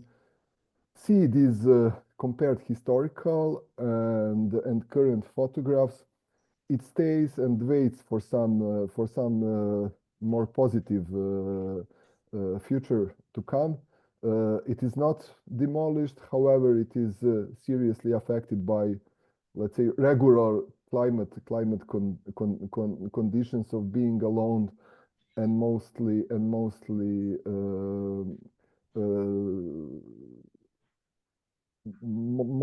without necessary protection elements. In the case of Rijeka, The same goes for the famous paper factory called Hartera.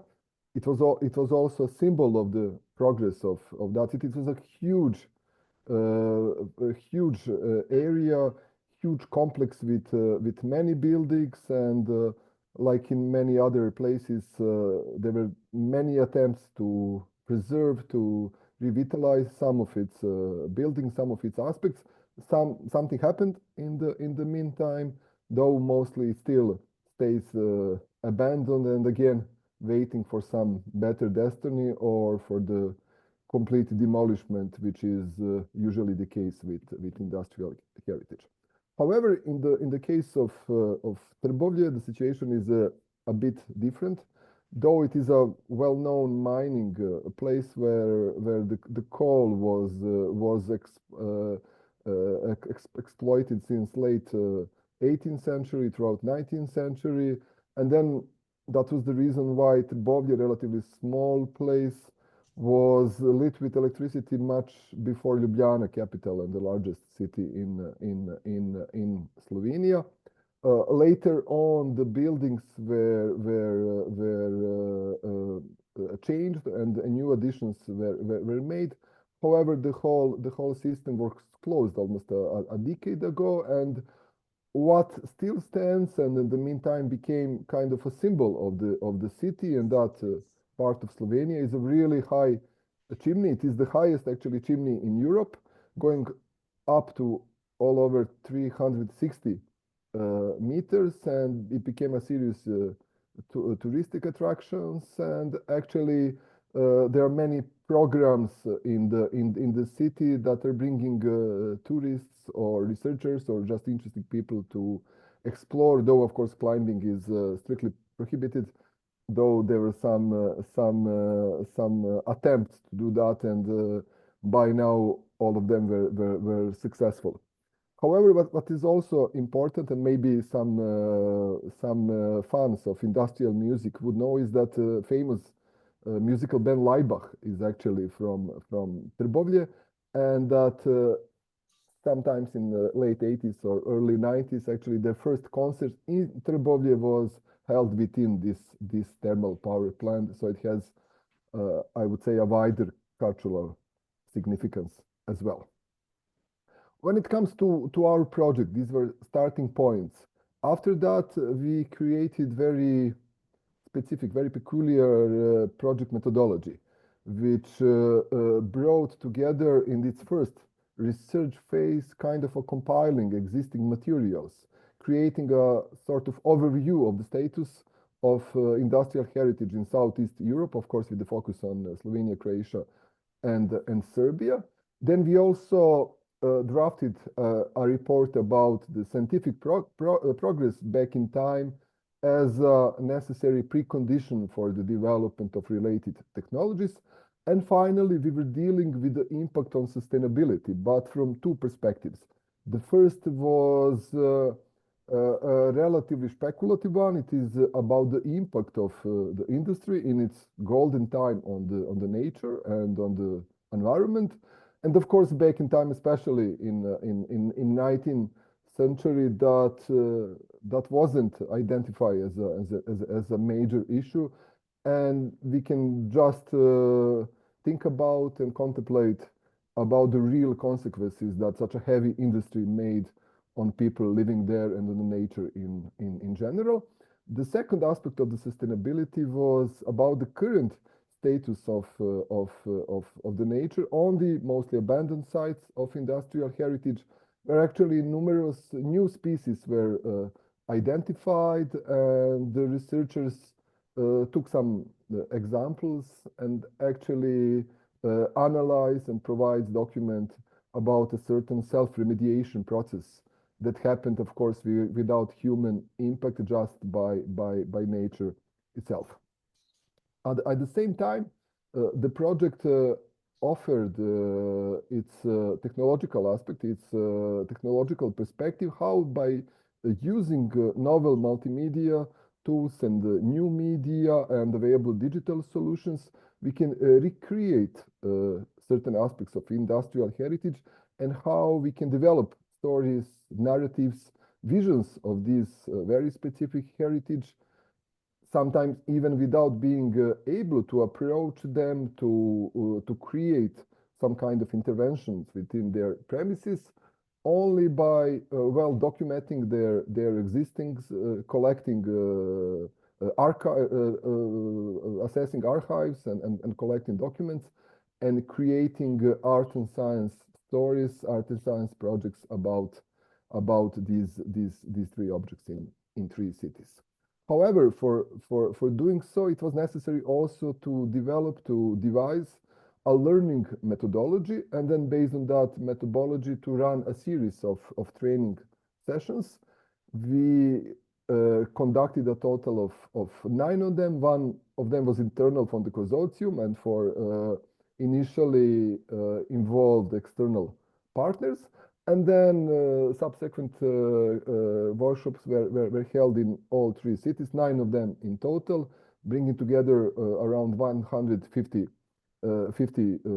people, and that serves for us as a starting point for getting into the current phase of the project. And that phase actually covers development and production of related interdisciplinary research projects and art and science productions. And these projects are currently under development, so I can't present much of them.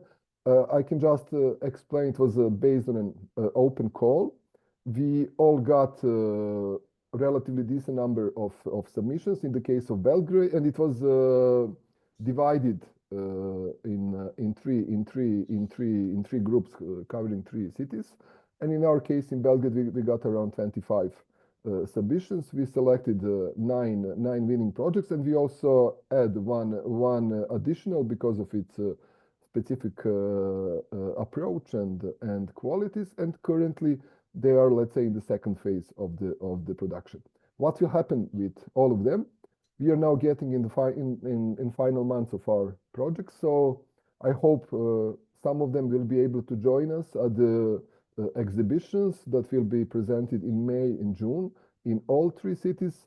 In the case of Belgrade, that will happen at the Museum of Science and Technology. The opening is planned for May 22nd. The same date goes for Trbovlje. While in Rijeka, they are still changing dates, so this is just an estimated date. We hope we'll be able to confirm their date as well. However, what will happen in Rijeka, and it's already well under planning, is the final conference of the project, where we will bring together all partners, all external experts and associates, and also present projects outcomes and results, and also some opportunities for further collaboration, and also for the possible expansion of the project in the future, and potentially FASIG 2.0 sometimes in the future. So you can check the website of the project, which is hosted by the portal of the Center for the Promotion of Science, Art and Science.rs/FASIG. We at the Center for the Promotion of Science are the coordinating team of the project. So please contact me if you have any further questions or any need for potential collaboration or further sharing our knowledge and practices. Thank you. Thank you, Lale. Time for discussion, as I said, is after the whole presentation. So if you have any questions for Lale, please write it somewhere. The third successful project we will discuss today comes from Montenegro, from the small town Perast in Boka Kotorska. The project Perast Mobilizing Competencies, Preserving Heritage for a Sustainable Future, appeared in response to expansion of tourism industry, which is impacted in uncontrolled using of natural and cultural heritage, and the fact that this coastal town is at the historical minimum in terms of population. About how its project will bring a sustainable future to Perast, we will hear from Professor Dr. Georgi Krivokapic, one of the creators of this idea. Georgi is a legal expert in digital rights and public policies, associate professor at the Faculty of Organization Sciences, University of Belgrade, and co-founder of the SHARE Foundation, passing it about local activism in Bay of Kotor. He is working on project that use digital tools to safeguard cultural heritage and engage local communities. Georgia, thank you for sharing your significant experience with us. Please go ahead. Thank you. So I suppose that, considering that we also have Christina presenting another project about Perest after me, and time constraints that I have to fit within 10 minutes, so I'll try that. Anyway, I'll talk about our initiative, Perest Mobilizing Competences, is initiative which is created together by Share Foundation, Kotor Art Festival, and Municipality of Kotor, with support of UNESCO and funded by European Union.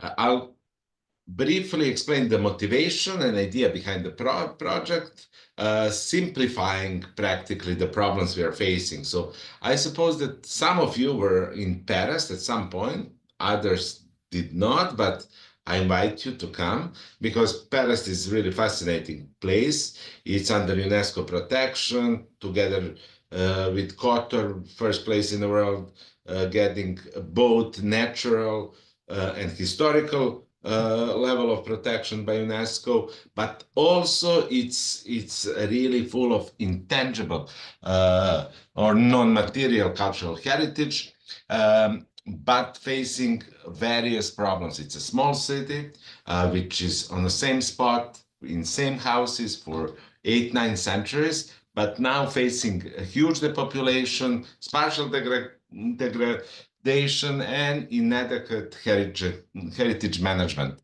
So those are the problems we are facing, and generally the population is the biggest problem. It's steadily declining. The city, which has over the many centuries more than 1,000 citizens, now has around 200. Only the numbers of tourists, restaurants, mini hotels, and renting apartments are growing, but citizens are declining for many reasons. And then we have these extremely high property prices induced by Airbnbs and other types of touristic offerings, and then ordinary people cannot move in. So we are facing the situation that one city could really disappear from the human perspective and become some hotel city or something similar, and then all cultural heritage, both material and especially immaterial, will lose value. On the other hand, there is opportunity. Opportunity is that there are still many ruined palaces owned by municipality, which restore restoration and clear valorization. And our goal is to create a strategy which will enable these palaces not to become commercialized properties, but really become a tool for research, education, and culture, which could serve a local community and really grow the population over time, or at least grow academic population. So we are working on a project that aims to create conditions for long-term development of Perest and preservation of its urban fabric through sustainable heritage use, participatory planning, and development of institutional capacities. And our main goal is practically to position Perest within Mediterranean and European scientific, educational, and cultural networks. So during this project, we'll work on 3 particular activities, 3 studies, in fact, which should commence the processes in various areas. First one, really important, is feasibility study, which should create the program, the software for future institutions. The second one will relate to heritage space mapping, and third one regarding restoration strategy of one particular palace. Feasibility study will analyze different aspects in order to establish permanent research, educational, cultural programs in Perest. We already have various programs developed during the last 10 years. I don't have time to speak about this, at the moment, but now we are trying to raise that on a level that we really have permanent presence.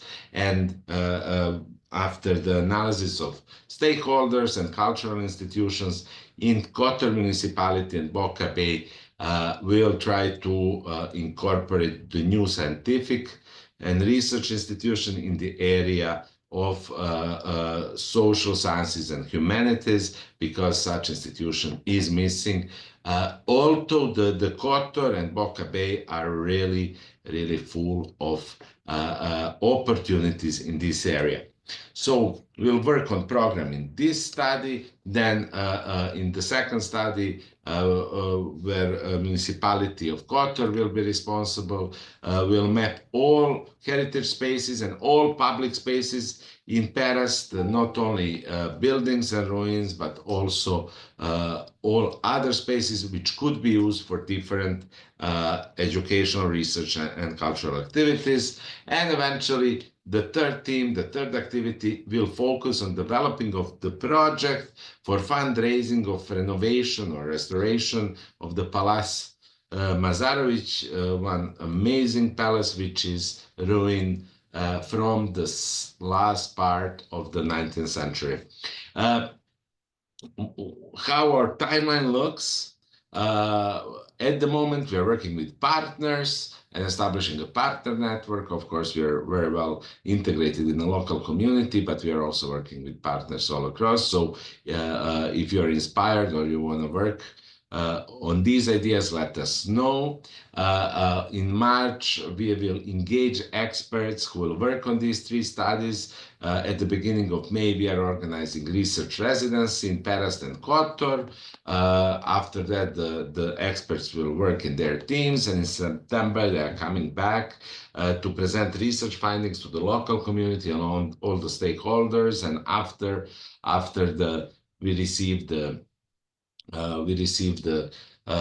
comments, we'll perform publication of the studies at the end of the year. Anyway, these 3 studies have 2 directions. First one is really aim-oriented to each study create new projects and new activities, but also they will serve as a basis for strategic development of municipality of Kotor and Perast, because this year and the next year will be the period where new strategy plan and management plan will be developed. So we will use these studies also as an input for this. So for the last part, I'll just present our inspiration projects. We are looking into not to copy them, but to learn as much as we can from them and their differences. The first one is Palace Moise in Sres, old palace, centrally located in city of Sres, but which was ruined for many years, and then it was renovated by European money, and then city of Sres provided it for 30 years to University of Rijeka to establish Center for Advanced Studies, but practically to create the program which lasts during the whole year, all 12 months, in a city which is small, which is oriented to tourism mainly. So it works very well. The second inspiration is Evangelical Academy of Locum, established in medieval Cistercian monastery, completely independent institution, not a part of university as previous center. It has around 80 programs each year for different target groups in different areas, quite sustainable because of course, the infrastructure it has, which is really good, considering that also has something like 80 rooms for accommodation and so on. So works really well and really impacted the development of the city of Locum.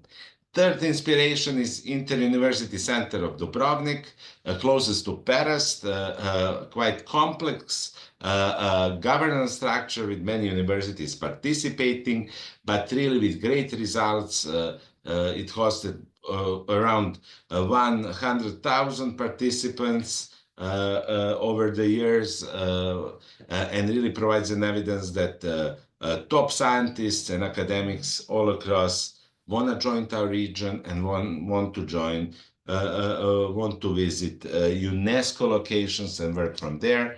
And the last but not least, Bellagio Center of Rockefeller Foundation, established on Lago di Como, with the views which are the most similar to Perast, but with the support of private foundation and private money, and also hosting high-level intellectuals for 1-month residences. So just to conclude, we'll work on a software, on a program, how to mix these experiences and many others, and create the program mainly in 3 thematic areas. That's our idea at the moment: the impact of technology on society, the impact of nature and climate changes to society and vice versa, and last but not least, the interrelation between culture and cultural heritage, and society and small cities. So these are just the brief explanation of the project. Anybody interested in collaboration and maybe having idea that you can contribute, we are looking for experts at the moment. We have some list, but we are really ready to consider others who have experience and motivation to work on this kind of the project. So thank you so much. I fit within 10 minutes. Thank you, George. Next, you will hear a story that thematically and geographically continues with from the previous one. In time of digital content overload, the Perast Passport project has developed, which offers visitors a creative analog way to experience Perast through close contact with the place and its inhabitants. Now I would like to invite Kristina Pavlak, the author of Perast Passport project, to share with us how the idea from this innovative tourist offers come about, as well as how it has been researched so far.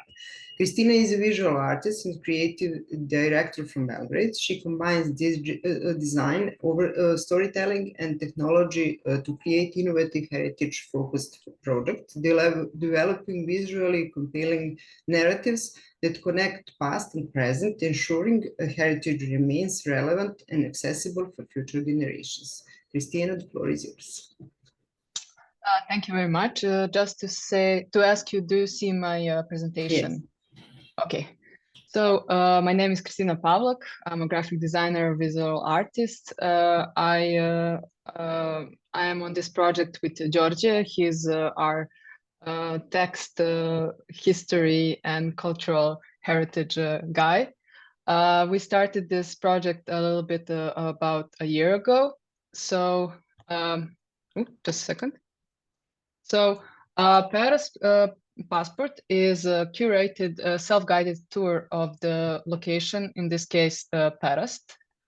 It's designed as a treasure hunt across the city, offering an immersive experience that connects visitors with the local community.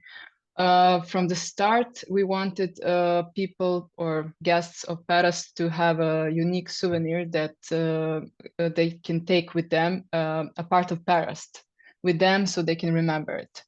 The idea was born from a desire to enrich culture and tourism offerings of places beyond Kotor.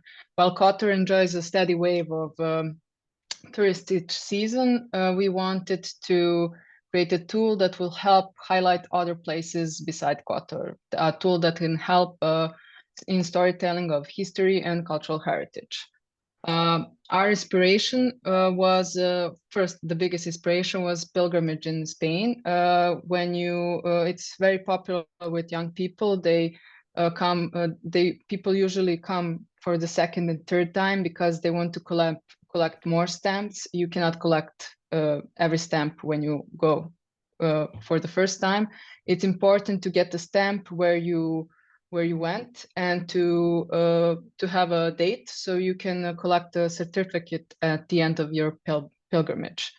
The second one is Eki stamps in Japan, which is very popular at the moment because everybody is going to Japan right now. So they can have their own stations with these stamps, or there are people at the station that they give you stamps, but they're very, very beautifully made.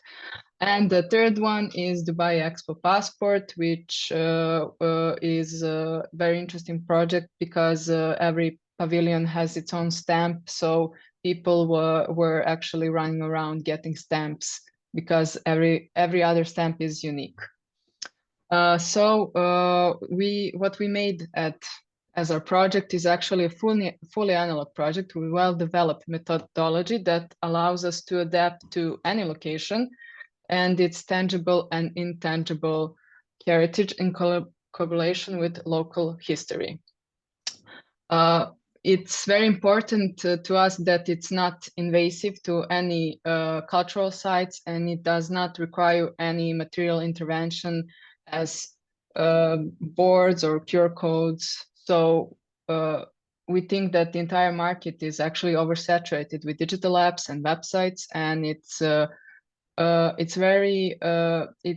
taking away from the experience when you go to meet a new city and new culture, when you have to look at your phone and not the place you're in, actually.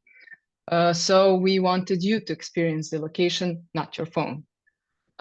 This is our project. This is the, let's say, inner part of the passport. This is, I have it in my hand. This is the analog one. So it's made from a mapping of the city. So we chose 11 locations, soon 12 locations in the final version. We have a map. We have we have the rules of the game. Let's say we have about Paris and about 11 locations. On the left side, you have about the history, the present, and the future of the location. And on the right side, you have some kind of a big event, important event that transpired on that location. You also have a silhouette of a location, so you can visually understand if you're on the right track of finding the location, and also the seal, which is actually stamp, which is another detail of the story. Maybe George can, if he wants to talk a little bit about the location or not. Yeah, I can just add a bit. So it's a short story. We tested different formats, but generally people don't want to read much. In these occasions, we have 700 characters on each side.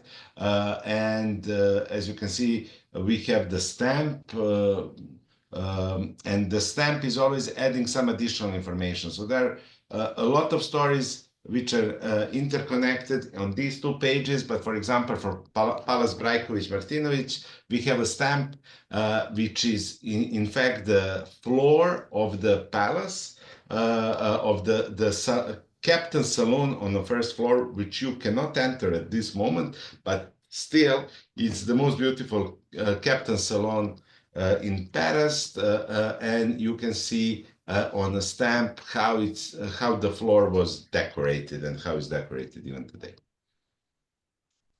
Thank you. These are the stamps for the 11 location. It was important to us to highlight life in Paris. So you have also the firefighters, which are very important to us because we can talk about climate change and how it affects the area. And also you have to be careful about the fires and what to do in case of a fire. We have Bucharski Club, which is actually a Mediterranean sport, which is very important also for Paris. So we wanted to incorporate a lot of different locations to actually show you the diversity the city has. So what we were talking about, that our project is not just the guidebook, it's actually the a stamp collecting adventure. It's the stamps, it's the communication with the locals that are giving you the stamps, and it's also the text, which is what we talk about, the small text with the locations and with some kind of event that occurred. And we developed a methodology that can make passports in whatever language it is needed. So for now we have it on native language in English, and we're developing 2 or 3 more languages at the moment. Last summer we had our first pilot. It was well received within the local community and with the guests they were coming to Perast. What we learned was actually that the children are our biggest fans because of the collecting. Everybody wanted to have a Perast passport. Everybody wanted to have all their stamps in their passports. So it was actually a pretty good experience that we learned that parents with children are actually very good, are very invested in this project because it gives them an activity which is educational, fun, active, and most important, it doesn't include any screen time and doesn't involve QR codes or taking your phone out. The testimonials and the feedback we got from the older people are actually that it's a fun way to learn about history and cultural heritage, and it tends to lead to interesting conversations with the local people, and it has a kind of adventure feel to it. Our project goal and main goal is that we do the collaboration with a local partner or local community. It's important to us that we develop it, but then we give it over to the local community to manage it, because we developed the tool and we're interested in for them to speak their own stories and not to like come in and say, okay, this is our project, we want to take everything. So it's very important to us that we have a collaboration with a partner that we're working on a location with.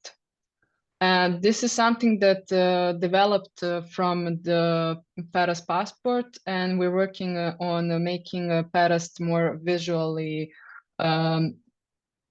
seen or appreciated. So we developed a map of Perast. Or what you see around the map is actually 12 houses of Perast that we wanted to make it more like a mythology. So people start to take interest and maybe learn a little bit more about Perast, research it, and then we can maybe bring it up from not being such a, let's say, tourist place to, I mean, for a vacation place to more of a something equal to Dubrovnik, in my opinion, more like history or culturally important.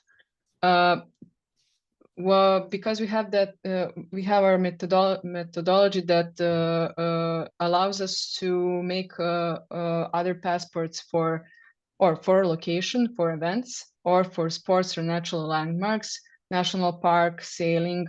We are now working on a sailing passport for children who are learning to sail, but with these special editions, we are looking forward to making a pilgrimage passport because we think that's very interesting to do. But we are developing, as I said, for sailing for children, so they can stay motivated to go to all the sailing tournaments this year. We're working with a couple of other places in Bay of Kotor, like Dobrota, Stoliv. Also, we are working on Petrovac in the other part of the Montenegro, and Miločer is mostly complete. And we will do a passport of Cetinje in a month or so.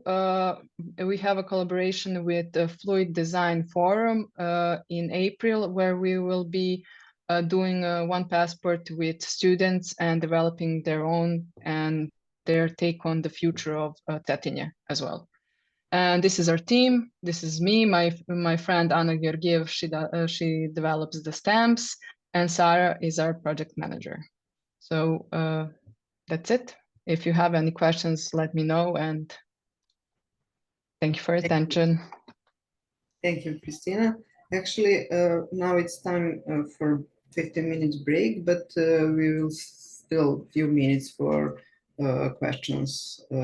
If do you have any questions for our presenters?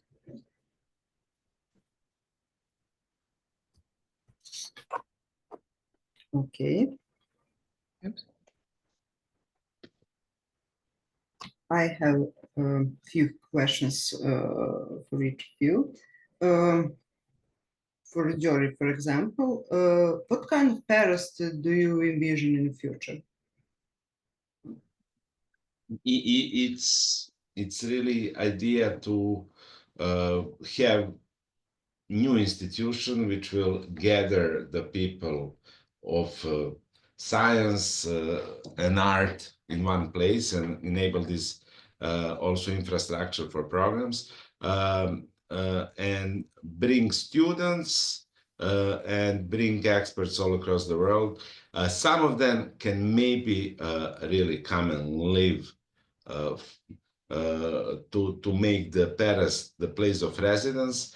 But what we want to offer to the global community and special Mediterranean community is to come and spend 3 months, 6 months, 1 year in different programs in this amazing place.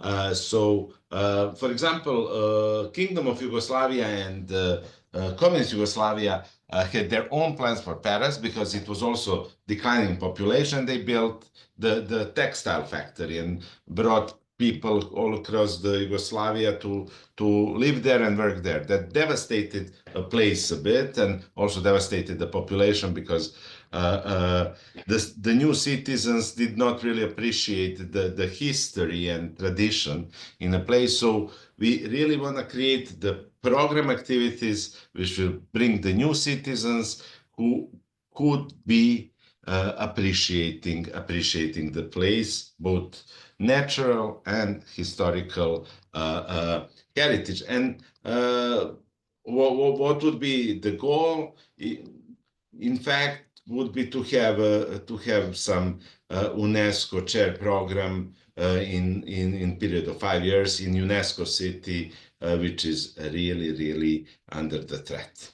So that's the vision, in fact. Okay. Thank you. We have questions. Maya, please. Hi, thank you for the presentations. They are really interesting and intriguing. I just wanted to ask Christina about basically the community or the people, local people who were involved in these 11 locations. How did you guarantee their commitment all through time to maintain the sustainability of the efforts you did? Did you have any problems or? We picked out Paras because we have for the last couple of years we did a couple of projects there. We have some kind of relations with the local community there, so Paras was the perfect start for us there. But actually, I was scared that we were going to have that they weren't going to receive us very well with the idea, but actually it was the opposite. They were very let's say they loved the idea. So that's why we are making this. We wanted to be it sustainable and to be it for them to manage. So it's up to them at the end of the year, let's say, if they want to continue or not. But it started to get traction, and for me it's important to build a bigger network. That's why we are doing this with local communities or local partner. We need somebody to be our voice there. So when we develop the project, we want to develop another one. So we want to have this big network, so each passport can take you to the next one. So, and each, let's say, smaller location can be more visible because of this analog network. So actually people like the idea, which is weird for me, but I mean it's very dear to me. But yeah, it's actually like I said, it's not we came there to take something from them and then sell it. It's more of a mutual understanding and developing the product, so they are aware what we are doing and they have their input. If it's okay, if they're always giving their feedback, so that's very important for us. So it's, as I said, about collaboration with local communities. And sorry, just a continuation for the question. In that case, for instance, visitors will have to pay entrance fees, so it is economically like viable for them, or just they give the stamps and that's it. And how did you choose the, in terms of the location, this aspect? I can answer these questions. On strategic level, we are always working with cities which have something to offer, but do not have integrated cultural tourism offering. So we are filling that gap. So they don't have, for example, those are all the places where you cannot get a city guide on a spot. So that doesn't exist, or doesn't exist any brochure of this type to quickly be introduced with the city. Then on the level of sustainability, we developed the whole list of business models which we share with the local partners, and then we practically pick and choose what's feasible in that particular city. So our idea, for example, is our main model is a passport on your pillow, so that tourism industry really offers as a gift to the people who sleep in the city and spend a couple of days in the city, on their pillow, the passport. That's something what we are developing, but there are many other business models and sustainability models depending what type of place it is. But as Christina explained, the critical point for this project is to have a good local partner who has understanding that he's missing this type of offering for tourists, for cultural tourism, and who is motivated and engaged in the process of development. Without the partner, the project cannot exist on a location. Okay, thank you. Just to ask, do you want me to type out the answers in the chat, or do you want me to? If you can get, because we have no more time for Okay, so I'll type it in the chat. We have one more question from Ksenia, please. Yeah, sorry, I just got some information from host. So do we have time for more questions or not? Maybe for two. Okay, I will be really very, very short. I just want to reflect a bit on Christina and I think even Georgia presentation. I think it would be very important in further development of these ideas to use the passport or spin-off of that project as a mean of more profound communicating a highly significant issue related to devastation and ecological unsustainability caused by too enormous and too extensive tourist exploitation of Perast, as well as other similar towns in Kotor Bay. I think that this passport, no matter is it in paper or not, or online or some digital format, could be a good communication tool, especially because it has it's obviously very likable and very trendy means. And basically the same stands for the project Georgia mentioned, which is much more complex, but with this aspect of slow mobility, slow tourism, it has a high potential for communicating and promoting these, I think, really very critical issue, and that is the negative aspect of tourism in the sense of ecological unsustainability of it. And the other thing, so this is just a comment, and for Dobrovoy, actually, I had one small question, but we can discuss it in some other in some other format, but maybe it is interesting for other people also. Can you tell us more about the role of the place of the concept of industry as a polluter in your project? You mentioned something like measurements of that you have designed and tried to done, but I would really like to hear more about it, because industrial heritage industry, it's always connected with the idea of pollution, of ecological catastrophe, and so on. So how did you communicate and reflect in your project? Yeah, thanks, Ksenia.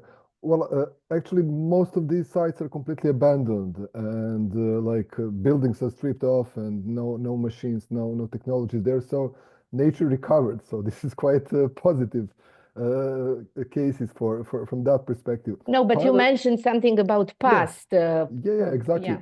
Well, actually, we don't know what was the situation back in 19th century or even early 20, or even by the end of 20th century, when most of these industries were still operational. However, the opinion is that, of course, the conditions were extremely, and influence were extremely negative.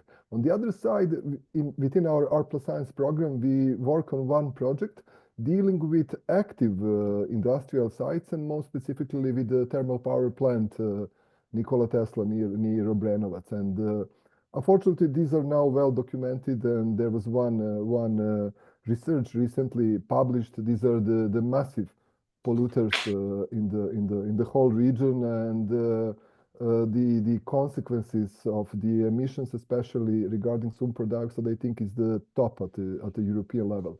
What we did, we put some really basic technical devices like Arduino-based controllers with sensors, and we collect information for one project by the students of Academy of Arts in Novi Sad, and that was presented in 2021 at the Art+Science Festival in Novi Sad.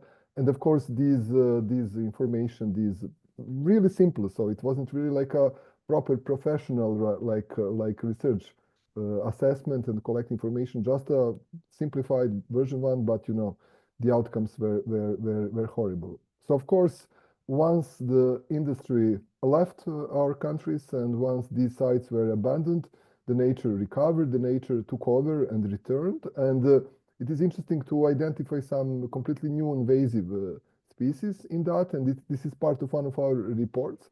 And actually, you can find at least 2 or 3 reports uploaded to the FASIC website, so you can check and download these.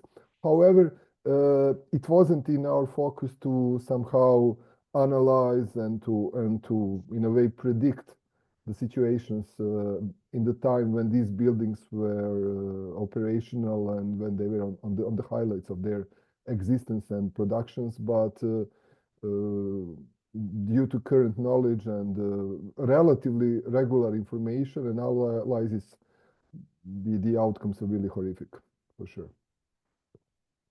Thank you, Lana. Thanks. And now it's we have to close this session. I would like to thank once again the participants in this panel, and both those who presented and those who followed it. See you in 10 minutes. Next time.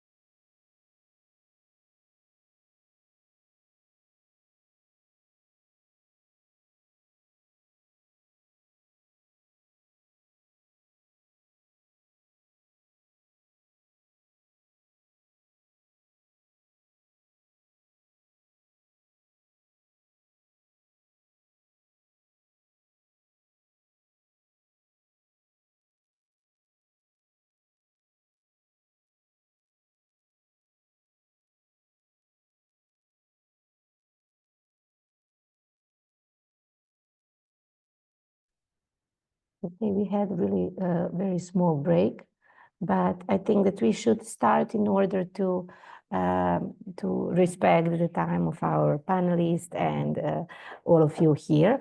So at the end of today's conference, we have this panel that plan to discuss how practical policies and action of decision makers can influence the creation of environment that will support the green transition in the field of culture with the focus on cultural heritage. Significant number of strategic documents have been adopted at the European and global levels in order to create conditions for green transformation in the heritage sector, but in practice, this field as well as cultural field in general, is still not sufficiently green. This is particularly evident in countries on the geopolitical periphery, such as Serbia, where we can identify for sure a huge lack of public policies and instruments that encourage environmentally responsible practices in culture.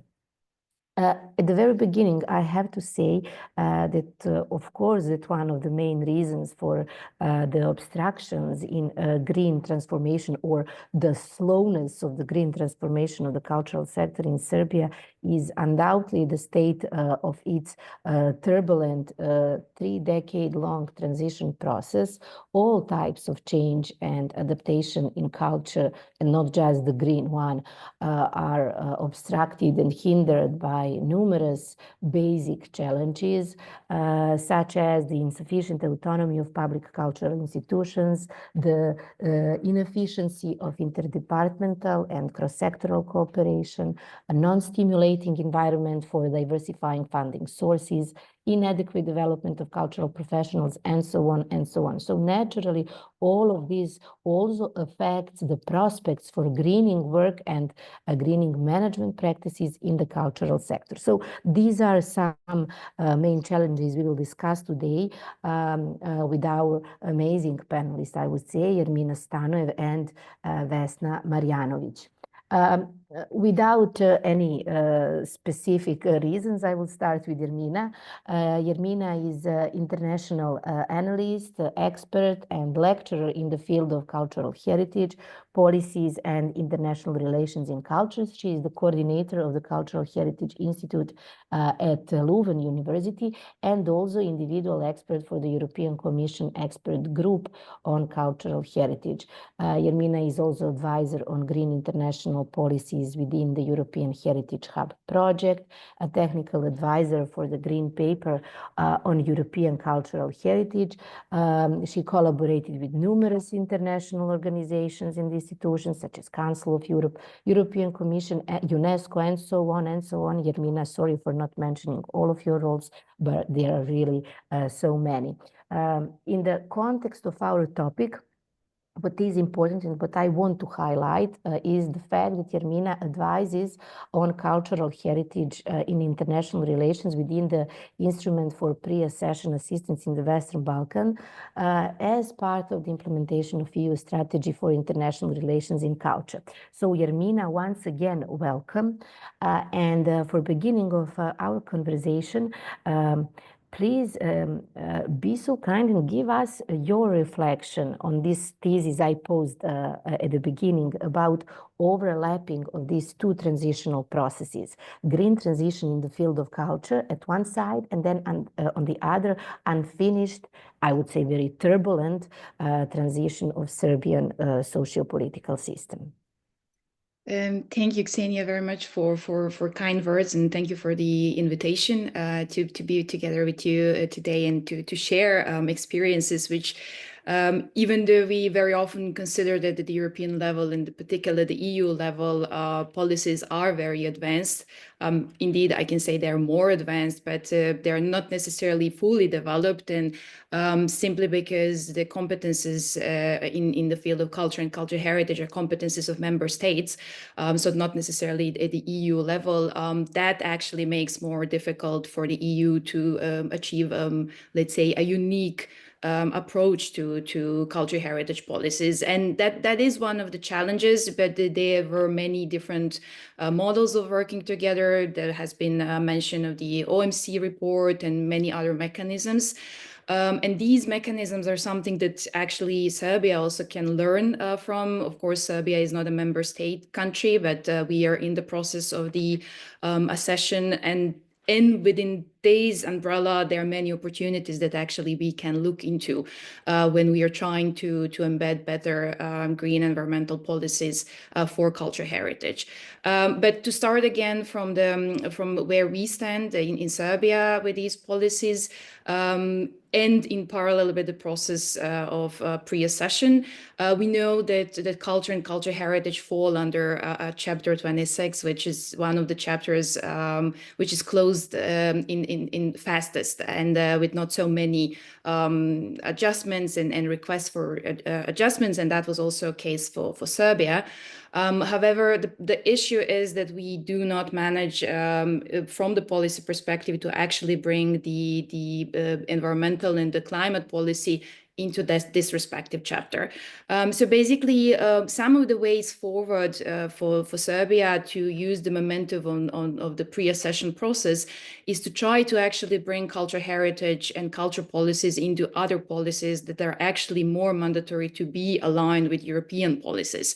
And this is something which should be actually role of not only policymakers, but also the civil society and non-governmental organizations that should actually really work hand in hand with non-cultural heritage policies. And I know that's very often a complicated task and not an easy one, and we often actually face some walls there. But that is the only way where we actually can make significant changes in cultural heritage regulations, basically.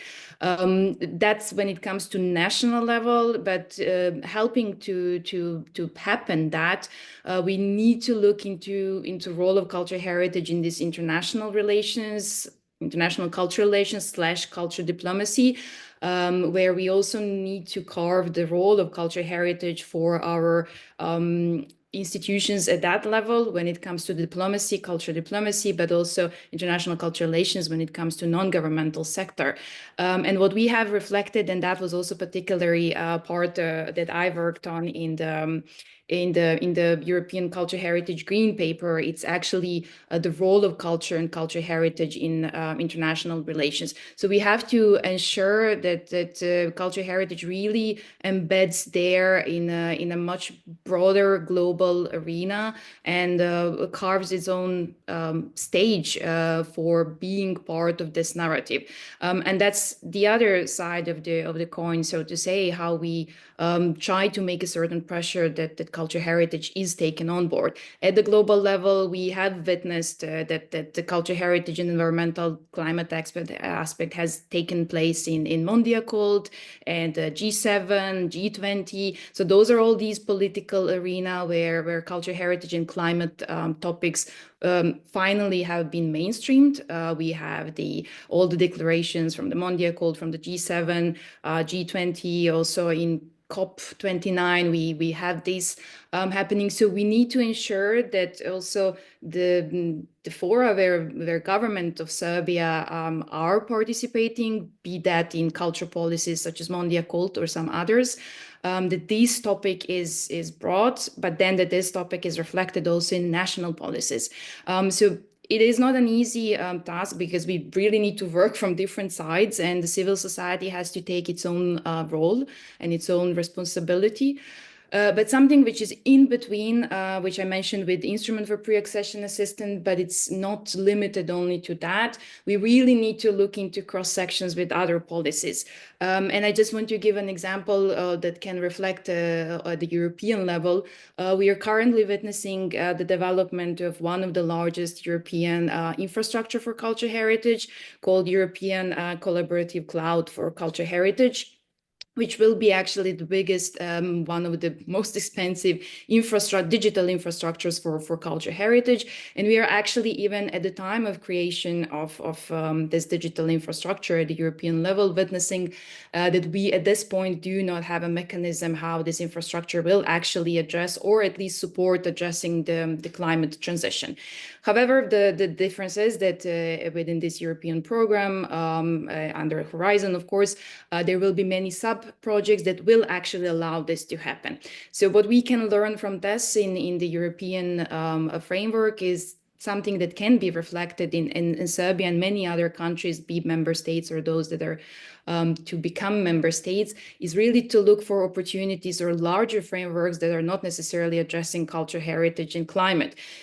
We need to look into so-called triple transformation, as we understood that the climate transition is not only an environmental issue, it is an issue that is tackling also the digital aspect, the societal aspect, and so on. So we really need to start identifying all these gaps and all these opportunities from different angle and through different glasses. But I stop here and then I'm happy to continue the reflection. Thank you, Yermina. I think that you actually that your comment, which really gives us actually so many insights, although it's short because of whole time frame. But it's also very good in the sense that it is sort of positive after my a bit pessimistic introduction, and definitely there are a lot of platforms and lot of initiatives already, a lot of documents that we can use as a basis for building our own, let's say, story. You mentioned the importance, and thank you for that, the importance of all sectors, the civil sector specifically. But in addition to what you said, I would like to just note that although climate change and global warming are frequently discussed in public discourse, they still remain somehow overshadowed by numerous other issues of public interest and significance. And that is both for decision makers and citizens. I would even say that to a great extent, many people still perceive this issue as something that is maybe not completely, but pretty much unrelated to their everyday lives. Therefore, I think that when we talk about activating culture and heritage domain in the so-called climate war, we actually have to think about two parallel processes. The process of green transformation within cultural institutions and organizations, and the process of encouraging their participation in raising ecological awareness among the wider public and among local society. And actually, I'll use this idea as a link for introducing our second panelist, and that is Ms. Vesna Marjanović. Vesna was a member of the Serbian parliament and chair of the Parliamentary Committee on Culture and the Media in 2 mandates. She was the member of the City Council of the City of Belgrade and chair of the board of Belgrade International Film Festival, FEST. Furthermore, she was the member of the Parliamentary Assembly of the Council of Europe, where she held the position of Vice Chair of Committee on Culture, Education, Science and Media, and Vice Chair of Subcommittee on Culture, Diversity and Heritage. She is the founder of the Center for Democracy Foundation based in Belgrade, and since 2021, she is active as Secretary General of Europa Nostra Serbia. So we have really one amazing expert with us, one more amazing expert with us, but I have to mention that before all of this, Vesna was political activist, deeply connected with the actions and interventions and initiatives through which culture, activism, advocating were oriented toward the transformation of society and even, I would say, political system. And many of these actions actually were successful. So Vesna, as I said, we are very honored to have you with us today. And I would like to ask you to maybe share at the beginning your opinion on this dual task of the green transformation process in the field of heritage, transforming the way the field itself operates and changing the way heritage institutions communicate toward advocating for a broader societal eco-turn. I think that you can be particularly good for answering this because since 2021, Europa Nostra in Serbia has launched the Heritage Heroes Award scheme for dedicated service in the field of cultural heritage, and also it organized the first civil society international Belgrade Heritage Forum in 2023. So I'm wondering how and how much such initiatives function or could function as an instrument for encouraging the green transformation, and whether, according to your experience and your opinion, these heroes in the field of heritage are more focused on greening their own work, are they more interesting in this aspect, or this external promotion and advocating for green concepts? And are these two things at all separable or not? Thank you, Ksenia. Thank you, Green Art Incubator, and everyone for inviting me today. On behalf of Europa Nostra Serbia and also Europa Nostra, I am really glad to be here. Maybe just a couple of things to say before I try to answer to all of your interesting and important questions. We are invited here also in the capacity of being of Europa Nostra leading the European Heritage Hub program. And what I want to emphasize is that through this program, initially maybe not, but in the process of this program, it was recognized that our part of Europe, so the Western Balkans and also Southern Caucasus and the Ukraine, should also be involved in the Heritage Hub networking initiatives and programs.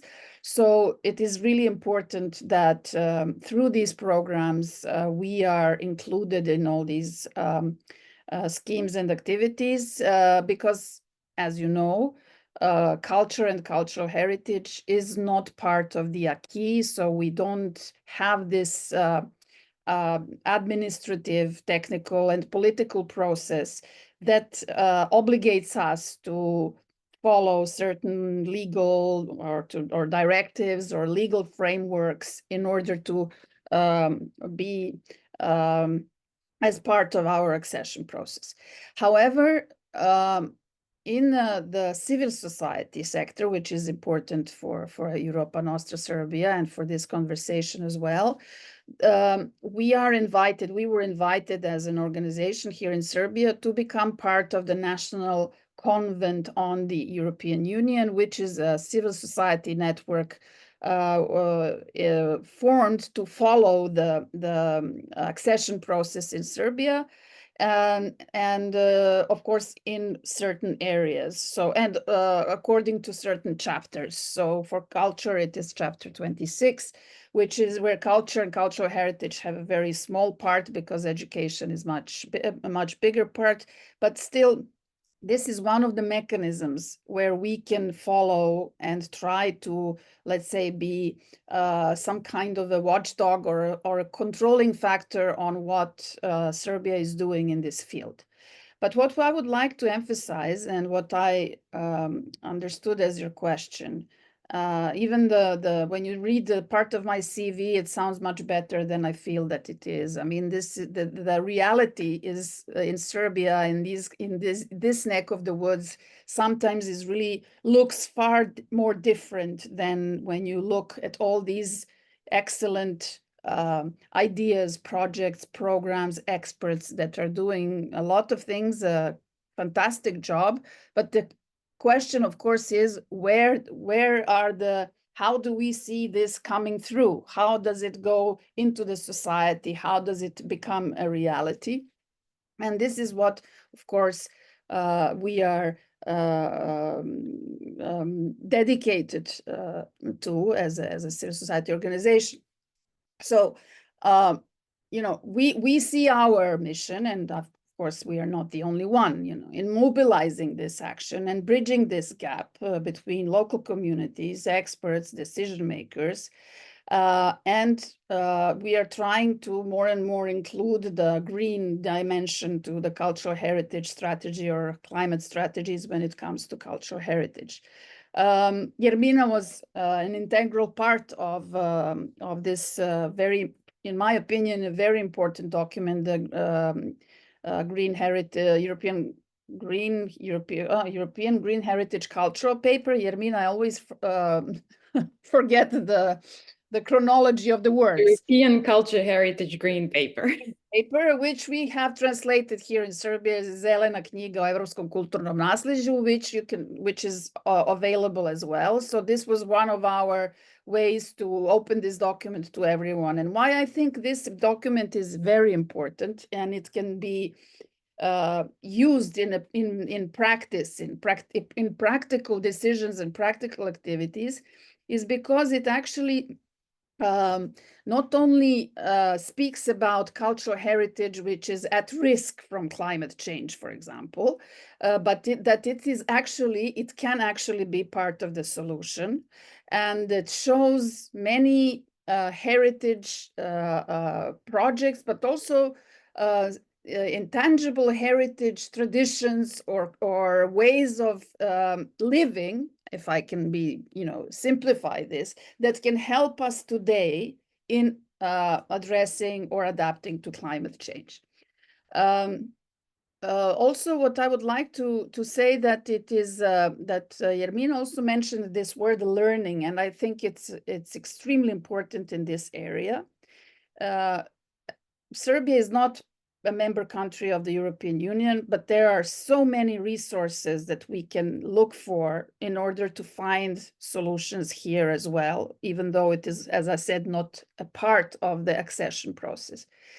On the other hand, we have been members of the Council of Europe since 2003, and the Council of Europe also, I will just mention the Faro Convention, but many other important documents, resolutions of the Assembly, recommendations that are coming out, very documents that have a extremely good quality, a big number of ideas, practical solutions that are the result of work between members of parliament, of the Parliamentary Assembly, and the experts that we can use. They're open. Unfortunately, we don't translate them enough. Nobody is actually following this routinely and in a more systematic way. But still, there are many resources that we can use, and we don't always use them as much as we could. The point, what I just want to make in this conversation, and then I will also try to make a break and let you ask maybe new questions or open another circle of questions, is the following. Where is the power of civil society? Because we are all aware that policies, and here in Serbia, we can also unfortunately say even laws cannot drive transformation and do not always drive transformation. So people can and communities can, of course, if they are well organized.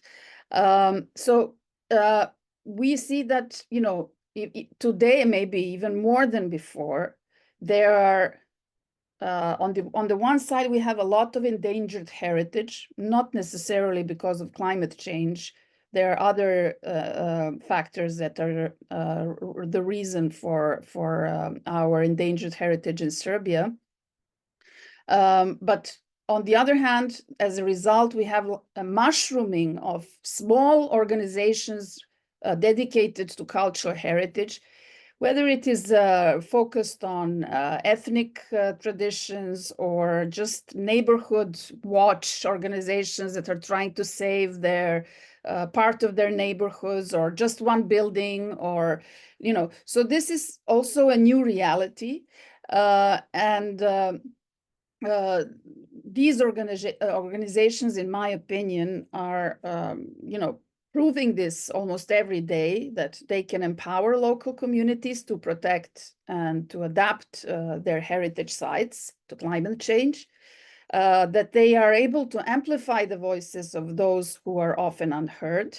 And this, I also include heritage professionals who also need support from the civil society, because they are overwhelmed with work, they're understaffed, underpaid, and don't always have time to react to all the needs that are coming from the field.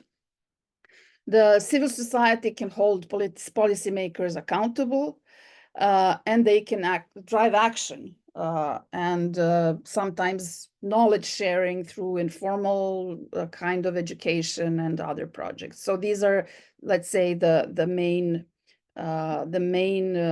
benefits of the civil society organizations everywhere, including here in Serbia. The only thing is that these organizations are usually small, understaffed, under-financed, and this is what we are now facing as an issue.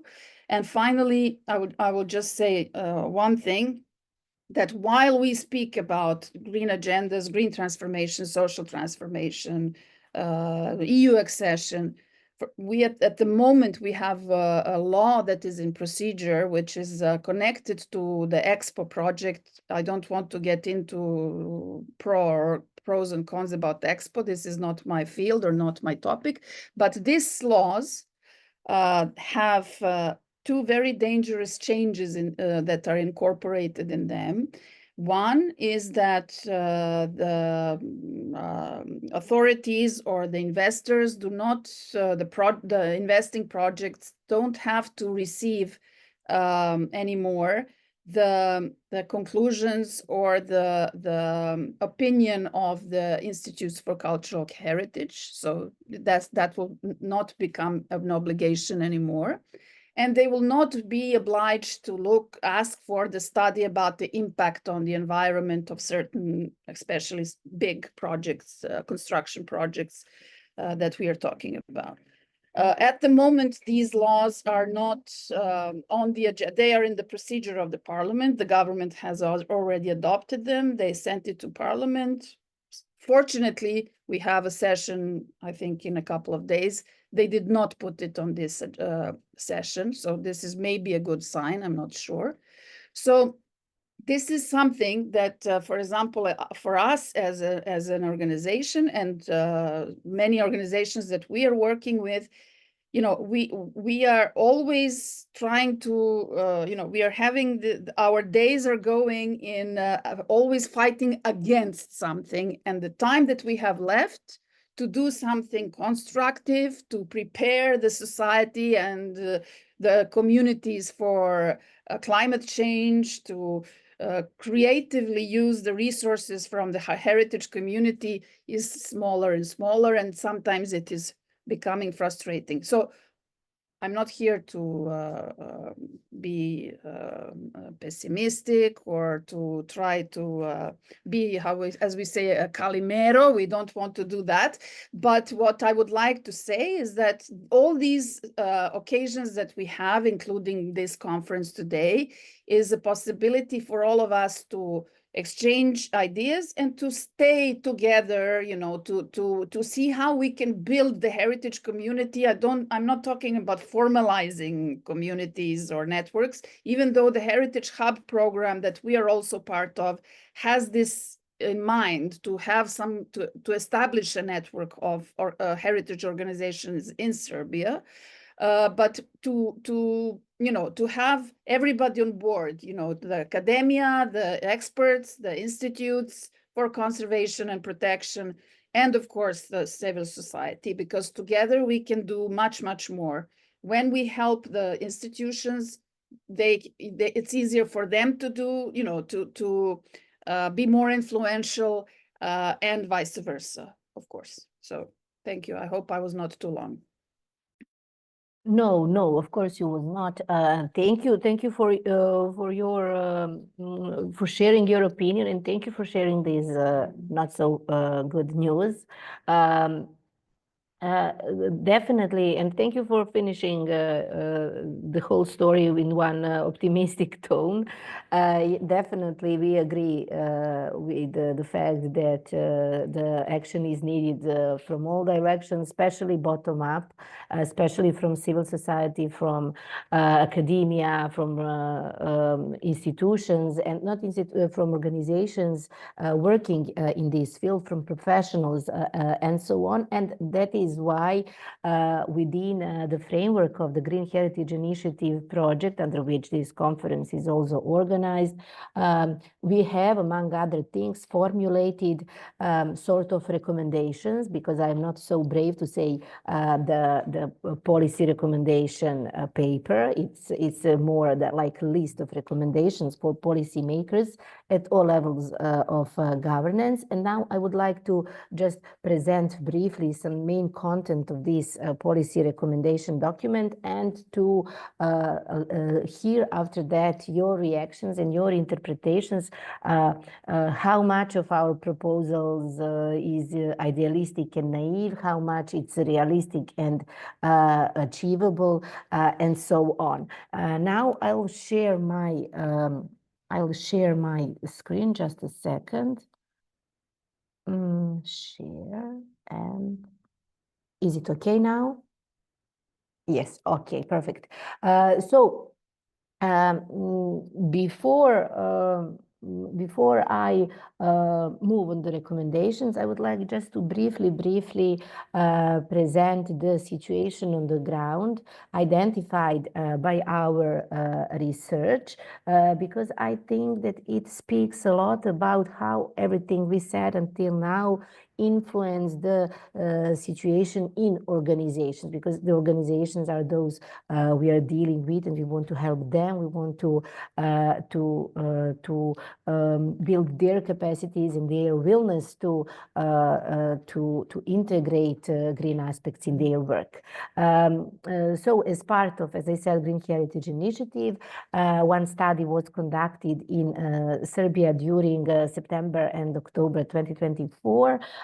We examined experiences and practices of 23 institutions in the field of immovable cultural heritage preservation concerning the application of green concepts in their work. So very summarized, the findings show that the majority of institutions do not have experience with sustainable practices, almost 90% of them.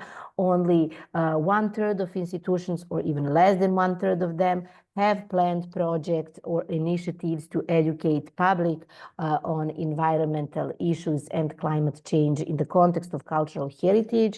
When it comes to environmental protection training in institutions, in these organizations, only 4% of them do have experience with such programs, while the vast majority, 96%, report no experience in this context. In marketing activities, for example, the emphasis on ecological orientation, of course, is general minimal, since it doesn't exist.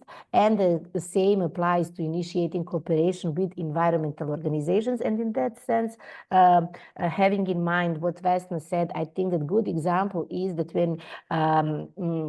when they are asked about their participation in projects promoting green concepts, most respondents, employees in these organizations, reported little to no involvement, with only less than 10% confirming the existence of some sort of practices of this type.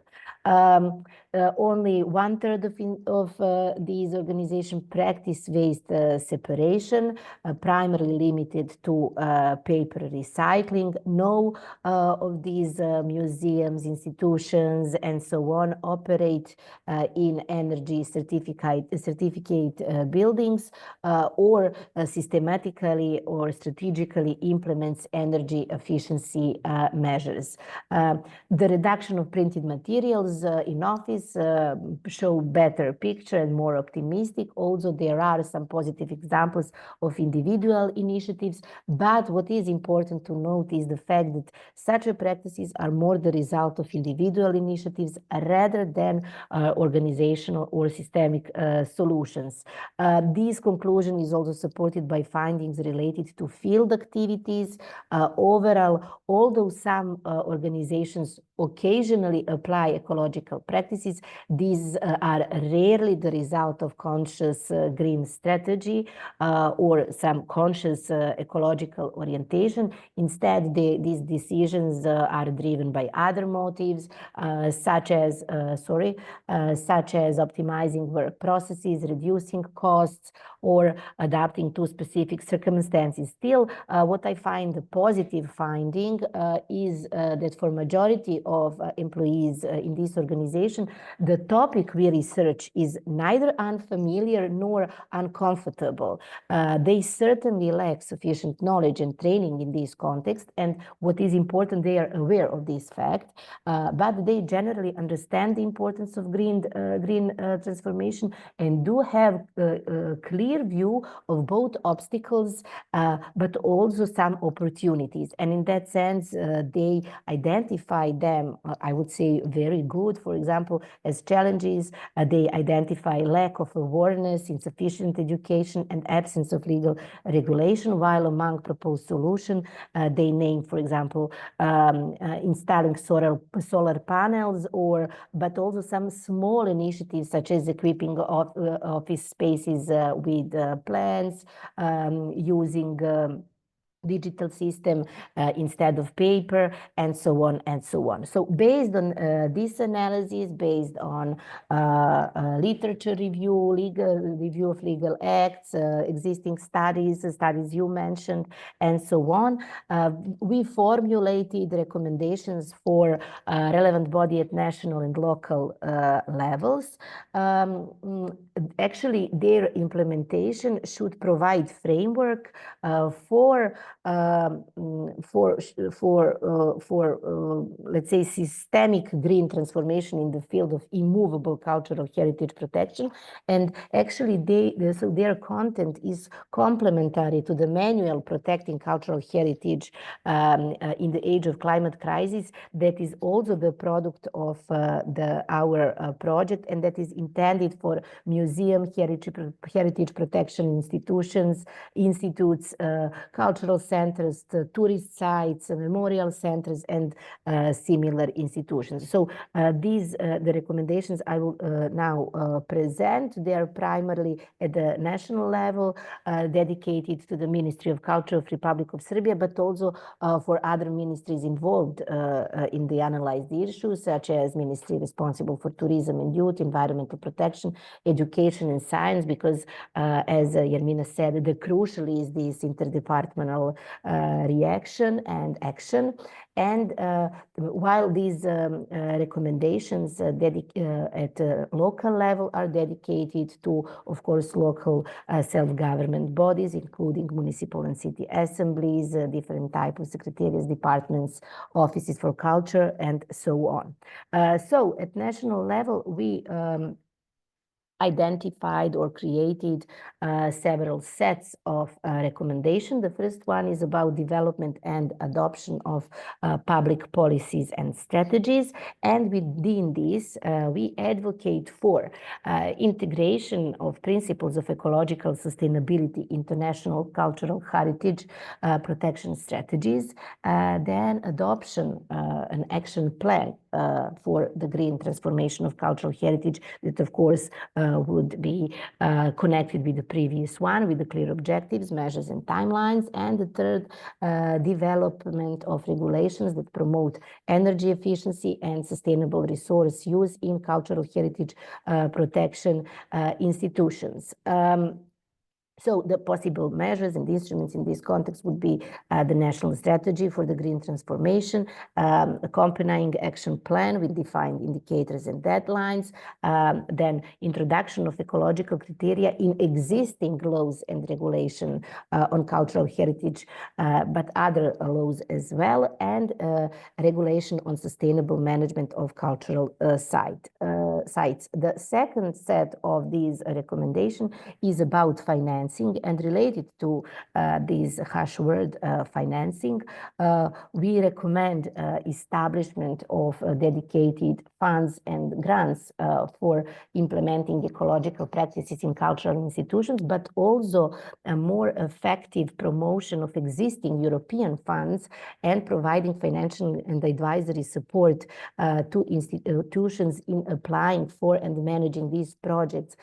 Generally, the situation is that a lot of organizations do not have strength and capacities to use these funds, to use these open calls. They really need support both in financial and administrative sense. And although there are many organizations as Europa Nostra and others who are there to help them in all this, we believe that it would be very important that national bodies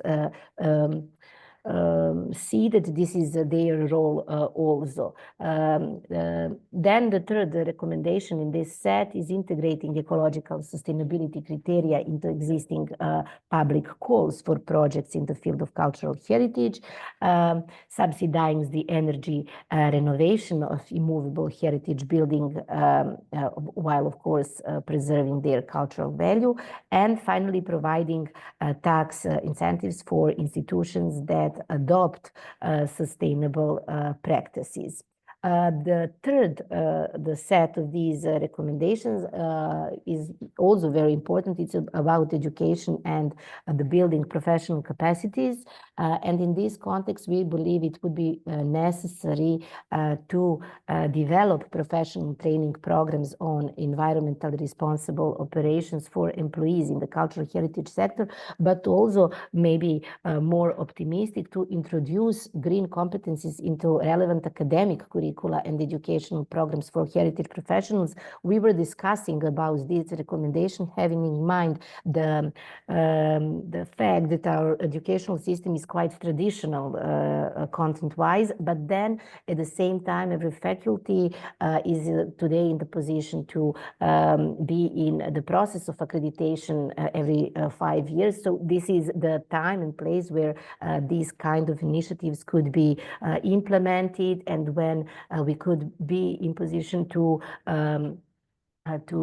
consider introducing new subjects in this discourse. The next recommendation is about establishing cooperation on these issues, of course, with experts from the education and interdisciplinary fields, and then to organize national awareness campaigns on the connection between cultural heritage and climate change, which would help to both sides, the institutions and the organizations dealing in this field, but also local communities. The fourth set is about enhancing interdepartmental and international cooperation, and in that context, we recommend strengthening cooperation between the Ministries of Culture, Environment, Tourism, and Urban Planning, but also cooperation between Ministry of Culture, Education, and Science. Then connecting Serbian institutions with international initiatives and best practices, partnership with international organizations, exchanging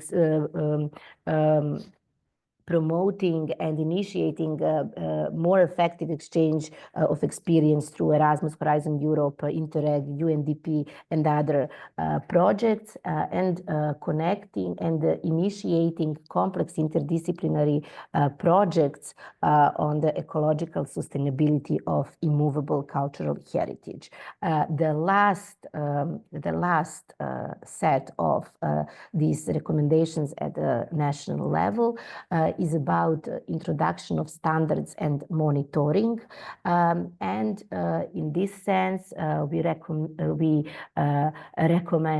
defining energy efficiency and sustainable business standards for cultural heritage protection institutions, establishing a system for monitoring and reporting on the implementation of ecological practices in the cultural sector, and introducing ecological sustainability criteria into mandatory annual plans and reports to the founders. So this last one somehow shows these changes could be actually very easy. Also, all institutions whose founder are state or local government, they are obliged to report these annual reports and to have annual plans, and introduction of ecological sustainability criteria in them is not something that is a tremendous work or something that needs some very serious changes of law and so on. At the local level, we also defined several sets of recommendations. The first one is similar as at the national development of local strategies and action plans. So incorporate green goals into the development strategies for culture and heritage protection at the municipal and city levels. Create local action plans to reduce the ecological footprint of cultural institutions, but also to initiate and support institutions in preparing their own green transformation plans aligned with appropriate local development strategies. The second set is again about financing, but also technical support. And in this sense, we advised allocating budgetary funds for ecological innovations in cultural institutions and providing technical support and consultations for the transition to sustainable practices. For example, the good measure in this, a good instrument in this sense could be free energy audits and advisory services for cultural institutions, and of course, credit lines and guarantees for private investments and green projects in culture. Mentioning these private investments, one of a set of recommendations deals with support to private public partnership. So the idea is to encourage cooperation between local authorities, business, and the non-governmental sector in implementing the green initiatives, and to involve the private sector in projects for energy efficiency and sustainable heritage development. Besides other measures I'm listing here, one effective one could be especially changing public procurement procedures. So far, the main criterion has been the price of the bid, making the cheapest one or formally cheapest one option the default choice. So therefore, the change in this context would mean that public procurement procedures favor options that include sustainable materials and technologies. The fourth the set of these recommendations is about education and community participation, which is especially important to plan at the local level. So in that sense, we believe that local authorities should take their role in organizing and helping and enabling workshops, public forums, campaigns to educate citizens on the importance of the green transition in culture and generally in society. And to engage the local community in decision-making on the sustainable use and protection of cultural heritage. Finally, as we were discussing at the end of previous panel, we find very important this support for sustainable tourism and ecological practices. It is really important to emphasize that tourism, although crucial for economic sector and also cultural exchange, can have one extremely negative impact on the environment. And this is the reason why local authorities should take part in initiatives such as promoting green tourist routes and a responsible approach to heritage, and designing and implementing measures to reduce the negative impact of tourism on cultural sites. There are the mentioned measures and instruments are not the only one. They are just examples such as Green Museum or eco-sustainable site labels for location that meet ecological standards or are involved in the process of green transformation, in the process of communicating this topic. Then, of course, one of the measures could be regulation of visitor numbers at sensitive cultural sites, and also, as I mentioned, development of ecological tourist routes and educational content. I'm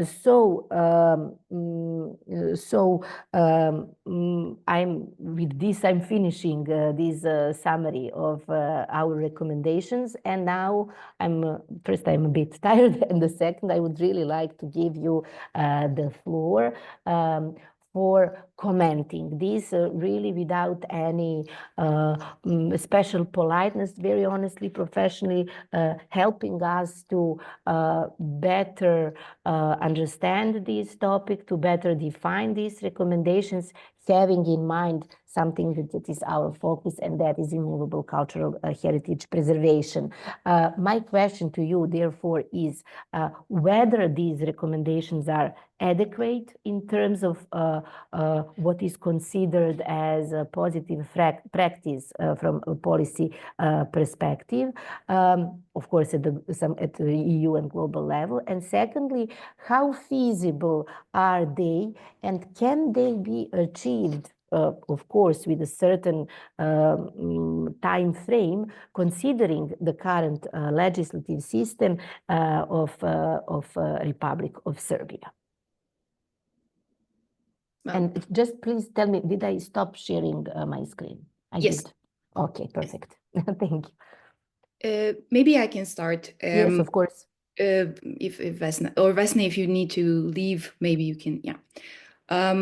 So I'll start with one very general comment, but maybe first to congratulate you on the work. And I really like also the way you shaped it with already identifying potential instruments, which is really, really extremely important.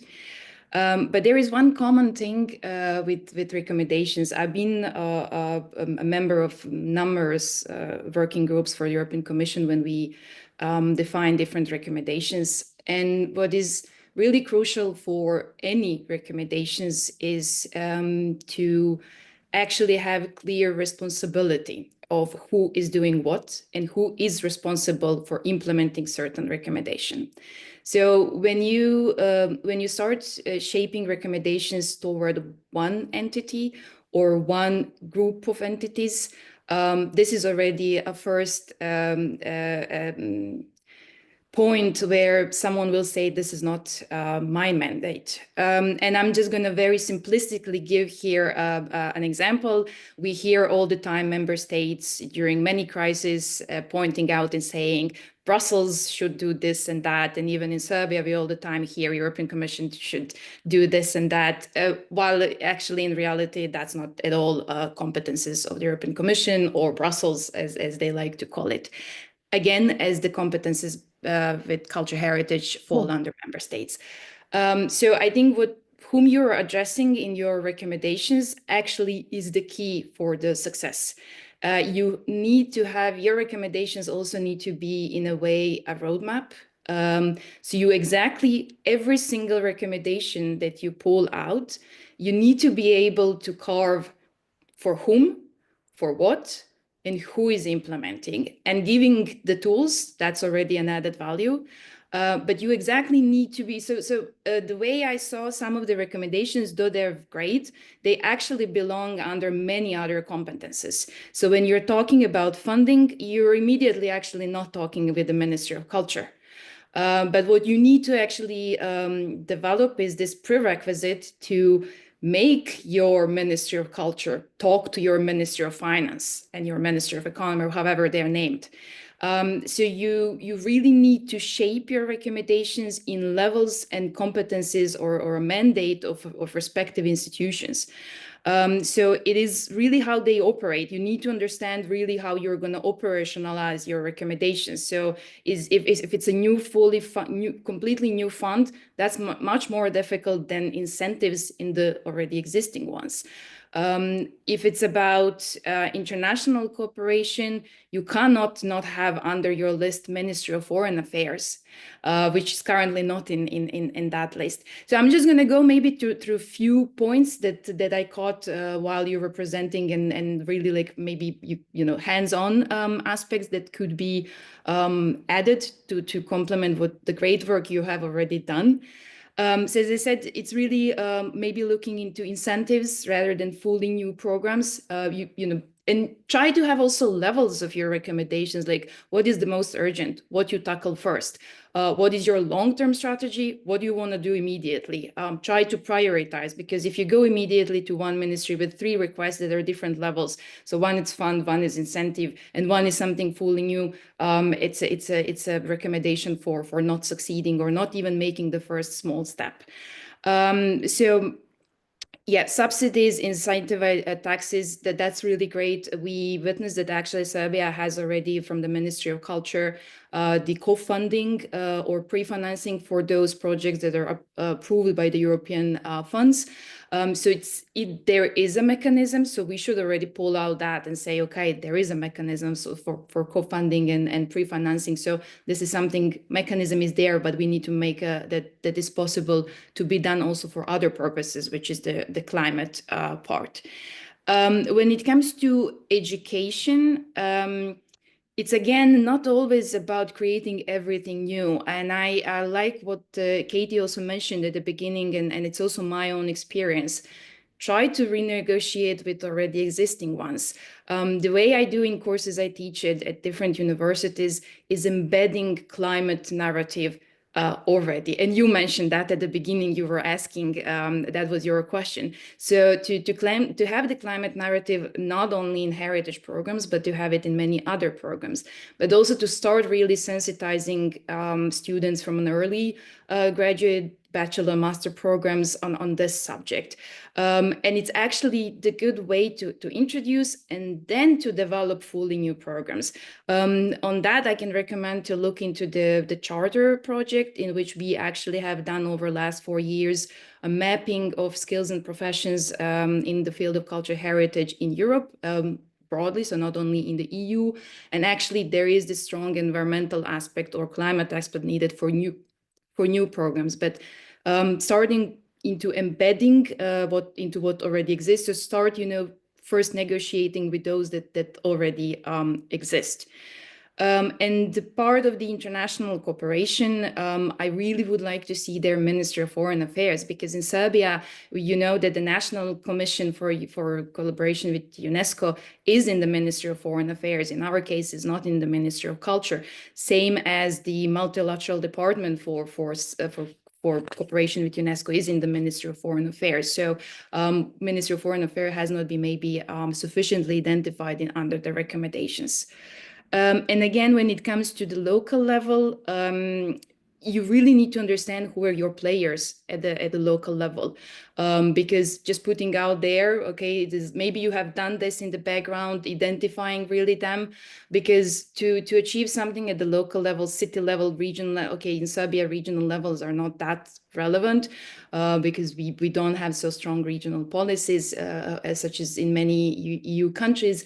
But it's really how you really plan to roll out that. So who are your players or counterparts at the European level or global level? We have excellent cases of ICLEI implementing, Eurocities, ERIN, which more works with regions. Both Eurocities and ICLEI are also members of the core partners of the European Heritage Hubs. So there are many examples how this collaboration with them can actually strengthen what we can do at the local level. And the European Cultural Heritage Hub, the forum that is organizing in Montenegro in April, is actually also focusing partially on the role of cities and regions. So what I would say is an overall a guideline. Try to take every single recommendation and imagine who. Because once you go and deliver it to one institution, they will say, this is not our competences, this is not what we would need to do. And try then to go step by step, one by one, and really make it realistic. That's the only way to actually roll out. But the first is also to really strengthen the capacity of the cultural heritage sector. And I would like to point out what Vesna was saying, the civil society. Yes, but I think it's also unfair from all of us to put the entire burden on civil society. It's cultural heritage institutions that have to learn to talk this language and then approach the Ministry of Environment, the Ministry of Foreign Affairs, and so on and so forth. So this would be a really a first reaction. But again, I really want to congratulate you, because I know it's also difficult to work with tools when tools actually do not exist, and we operate with very limited documents and even in instruments and operational capacities, but tools, documents, etc. to anchor this. So that's already a task in itself. But to be realistic in what you're trying to roll out, and to have really the contrapart that can help you in that, I think are prerequisites for any recommendation. Thank you, Yermina, really a lot. And I hope this little course in policy recommendation is interesting also for our students who are today, I believe, with us in this panel. Thank you. Really, I completely agree with you. And actually, it's fault that ministries of financing and foreign affairs are not mentioned in the presentation. They are there in the document, but I believe that it could be confused to just put everything together, and I'm sure that the right way is to highlight and to draw who is doing what, and that's very important, especially when we are talking about topic like this one, which is actually all the time somehow ununderstood very well, and there are always more and more and new questions. Vesna, I'm very excited to hear your feedback also. Well, I hope I won't disappoint you. I'm joking. You will not, I'm sure. You will not, I'm sure. I was very brave. I was actually very brave, and I hope that I didn't disappoint you, because I was brave to show you our work and be very honest with this, like very publicly, and to discuss with true experts about it, because we are really trying to do something from our capacities, with our cultural backgrounds, mainly from the perspective of organization, because we are dedicated to organizational capacities, and then to recommend something to these higher institutions and higher levels. So don't worry, you will not. You will. I'm really. I'm joking just a bit, but really, I'm actually quite impressed. This is what I wanted to say. I mean, basically, you have, let's say, maybe a pre-draft or the elements of a future strategy. So it's even more than I expected, much more than I expected. So I won't go into all these details, because I think Yermina was quite clear, and she explained, you know, the process and the details of how this document or these recommendations should become, let's say, more closer to a strategy, or more closer to what could be done in reality. What I would like to say is the following. First of all, when you asked if is this naive or is this realistic or whatever, I mean, for me, I learned this long ago from what I have done in my life, and that is that even when things, the difference between idealists and realists is that when you're a realist, you usually don't have a reason to change anything because you accept reality. Reality is as it is. So, you know, let's try and find our way in the given circumstances. And the idealists are actually the ones who can change some things. Of course, very often you don't achieve everything you wanted to or everything you planned, but if you don't have an ideal or an idea of how this should be, you know, look, or how things could be changed, then they definitely will not change. So from that point of view, I would not recommend that you think about yourself as naive. You're not naive. This is you had a very good approach. The second thing is that what I am thinking of, so I'm just trying to continue on what Jarmina was telling with a new perspective to this. This is the question. One question is, of course, that Jarmina raised for a very good reason, and that is, who are we, you know, who is responsible, who are the authorities, and to have them listed in all these, in this plan or these recommendations. Just from you know, this overall look at your document, there are many authorities. I didn't go into specific lists, but you know, so there are really many different ministries, even maybe not ministries, even lower institutions that could be or should be approached first. So this is really a very comprehensive list of recommendations, which makes it a bit complicated in terms of when you start to think how we are going to realize this, then you suddenly find out that you have to knock on too many addresses or whatever. So for me, it's that's one question. The other question is also, even when you list all the authorities and know who is in charge of what under our legal system, locally, nationally, whatever, then you have this roadmap that Irene also mentioned, or actually some kind of plan that where you have to see how you will approach them, because it's not enough only to know who. We are now talking about institutions, not personalities, even though in our politics sometimes it comes up to a person, but I'm not talking about that now. So it's the way how to advocate certain recommendations or certain policy suggestions. So in my mind is, of course, and I hope we will continue this conversation after this conference, since we are all working let's say at the moment under the framework of the heritage hubs, and I hope it will continue in the future years as well. We don't know yet, but even though, in any case, I think it would be good to have a follow-up discussion, because in my mind, if these recommendations, which I find are excellent and very important, in Europa Nostra Serbia, we came with some of very similar recommendations that you have now listed here.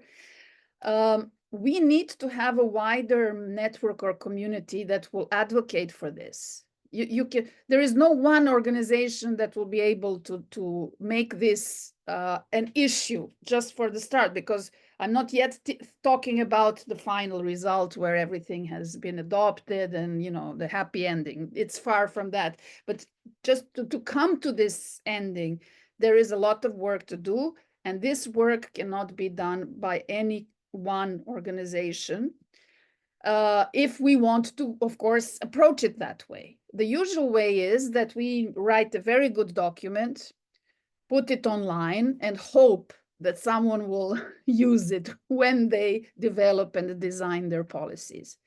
And that is also completely legitimate and fine. I mean, it's also an important part of what we all do and important part of our work.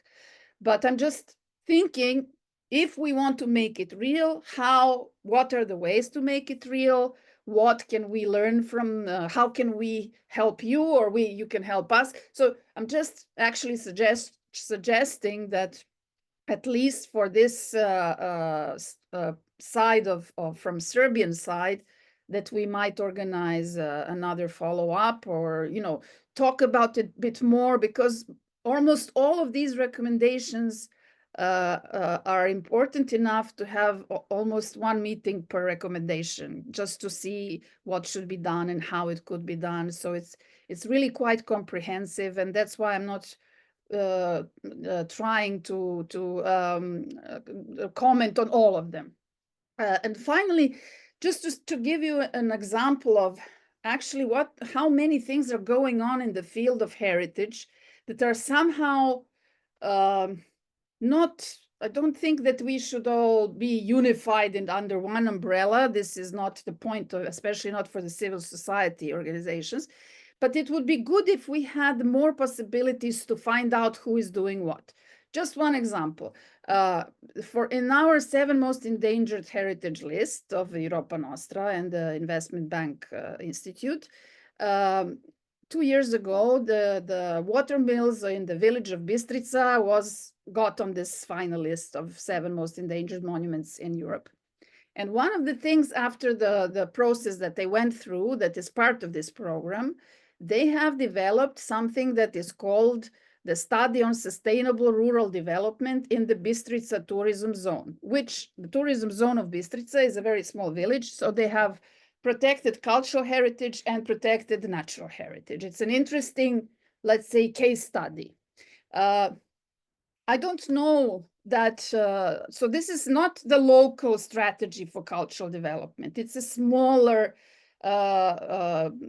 plan document that they have developed, which can be which is maybe not the perfect one, not the best one, but it could be also a way to analyze this and see how maybe we can perfect or make a model on how other similar areas could act in these in situations where they have cultural heritage and natural heritage, especially when it's a landscape where you have both intertwined. So I'm just giving it as an example. I'm not trying to open up this specific question of things that are already happening. There are a couple of cities, I think Maria knows that, Dragišić. We talked about it on another seminar. There are a couple of cities in Serbia who already have local cultural strategies, development strategies. So maybe starting from the local communities is a first step. I'm not sure that I'm right, but I'm just saying that this document is and inspire a well of more inspiration for us to talk about in the future. So that's it. Vesna, really, but I think yeah. Thank you a lot, really, and I completely agree with you.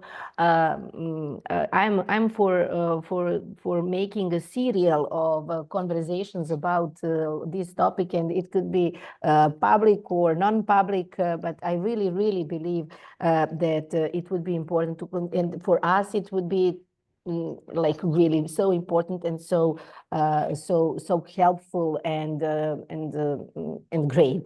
Yermina, you wanted to add something?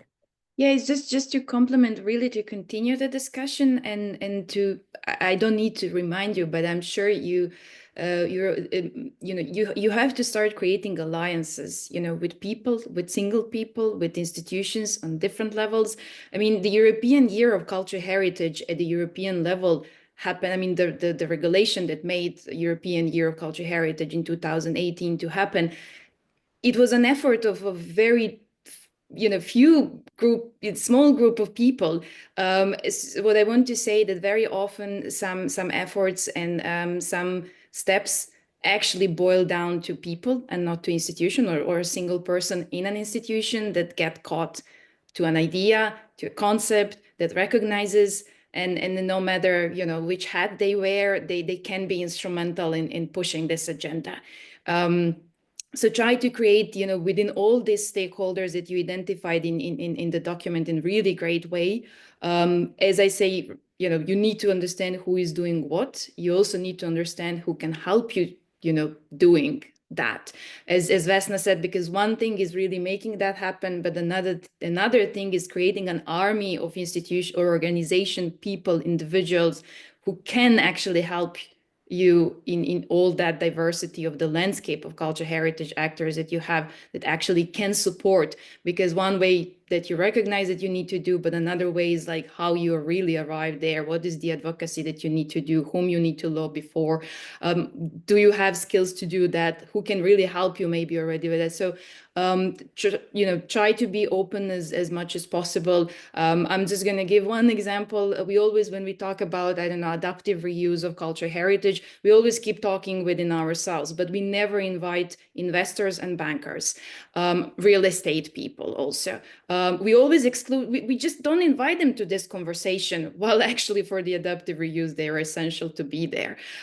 Because, okay, different connotations in different countries, but very few or none discussions are there with real estate investors in that. So I just want to say, try to open your horizons in who can be actually players in supporting you to achieve what you recommend. Definitely.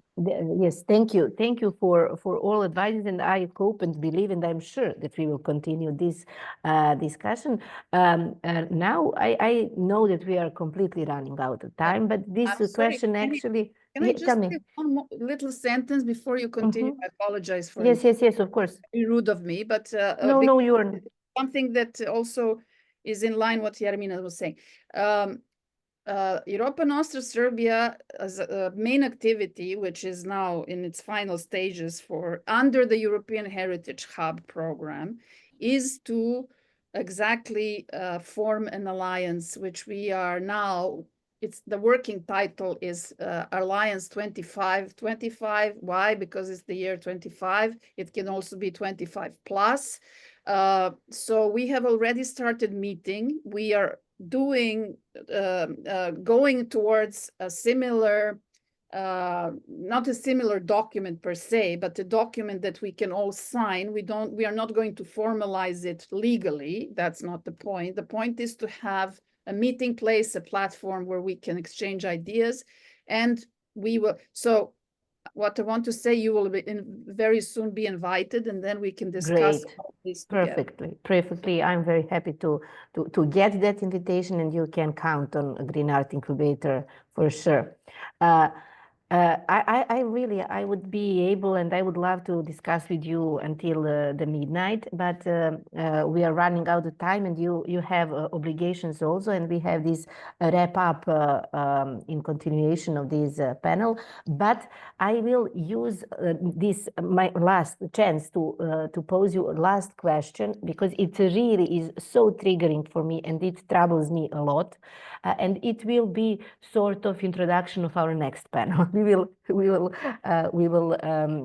perceive it like that. So what troubles me a lot, even I would say personally, whether there is actually space for these expectations in our given conditions. That are literally crazy and unreasonable when it comes to many more basic things. You know, specifically, we have the case with the Generalstab, with Hotel Yugoslavia, with the tram bridge, with destruction of cultural monuments across Serbia, compared to some grandiose projects, I will not name them, and so on. And so does this context even leave space for green issues? You know, I can't to not mention this elephant in the room.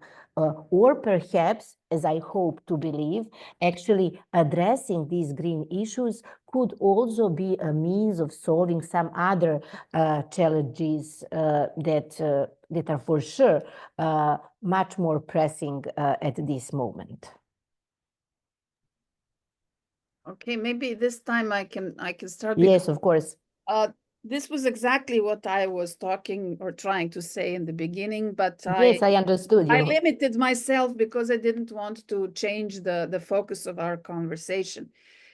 This is something that we are all facing. I think every day we are asking this question, you know, and I'm sure it's not all, I mean, in Serbia, yes, of course, it's very dramatic, but similar things are happening in other parts of the world as well. So when you look at this dystopian, how can I say, image of how all these decisions look, and these plans that are made by decision makers, then you can sometimes really feel very, very weak or very unmotivated, disenfranchised or whatever. But I think that the only answer to what is happening is exactly to do something about it. All of this is obviously a marathon. It's not going to happen. Nothing is going to happen overnight. There are many things that are there that may tell us that there is it's a David and Goliath struggle. So we are too small to change anything. But I really think that at one point, when you put these issues on the agenda, or not only on the agenda, in the focus of the public opinion, things can change in a different way. I think that our problem for many years was when all these huge investment projects started in Serbia, we had only the activism. I'm not criticizing it, it's just how it happened, which was, we don't want it. And then the narrative from the mainstream, the government, the investor was, well, these people are against progress. This is progress, and this is going to open new jobs, new opportunities, and so on. And there was never a space to discuss what is actually the paradigm of progress or development for the 21st century. And this is what we have to put this narrative in the focus of many people, because it never got enough attention because of many reasons. But some of the reasons lay in the fact that these voices are, dispersed and small. It's good that they are diverse, but they're dispersed and small. So we should find a way to put this narrative into to gain more focus, and then I think it will be easier for certain things to maybe change. In any case, there is always a space. That's what I want to say. Well, maybe just to complement also from one other perspective, I think Katie mentioned at the beginning, and you heard from talking from a very scientific perspective. Climate change is happening. Though many are trying to diminish what is happening, and at the speed that is happening, it is happening. And maybe at the large scale or wider public is actually not fully aware, because that's not sufficiently communicated, but it is happening. And very soon we will start even more noticing that than what we are noticing now. We will start having climate migrants, because in some parts of the world it will become unbearable or impossible to live. So I think the space will create, it will create more space also once we create this sense of urgency, because the subject that we are dealing with, it is sense of urgency. It needs to create sense of urgency, and there are different models how this can be done and how this should be done. Again, I'm mentioning, she was saying, I don't want to make my students afraid of what is happening, but sometimes indeed we do need to also make that reality check for all of us, not only for students. And then I think for cultural heritage, how to reflect on that is to embrace them, to say, well, we are part of the solution. We're not part of the problem. So they need to be able to develop this sense of repurposing. So cultural heritage is not only about cultural heritage value. It's not only about identities. It's not only about all these things that we as cultural heritage sector always recognize. but is our contribution to mitigate climate change. So the sense of urgency is really something which I think is extremely important. And the second thing that actually will make that room is a personal narrative. One day, or for some already happened, climate change actually is creating personal impact. Maybe you will not sense it until your bill for gas or electricity or whatever becomes higher, or for any other restriction that you might feel, and governments might be postponing that to a certain extent, but that will not happen. But this is also something, which is personally, economically maybe.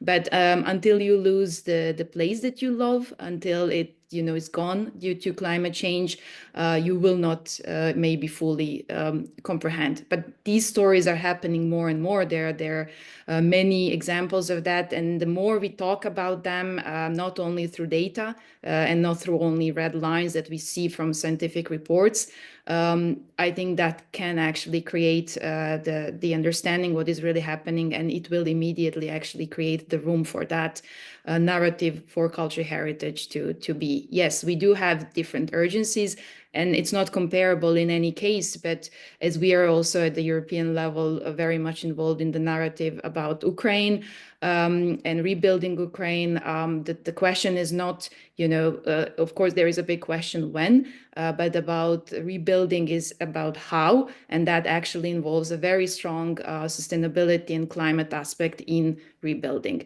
So I think that under each circumstances, there is room for that climate aspect to be embedded. Thank you, Yermina, and thank you, Vesna, for being really amazing panelist. Now, I think that that we have to close our panel now, and we are moving to wrap up a panel. I'm just now asking our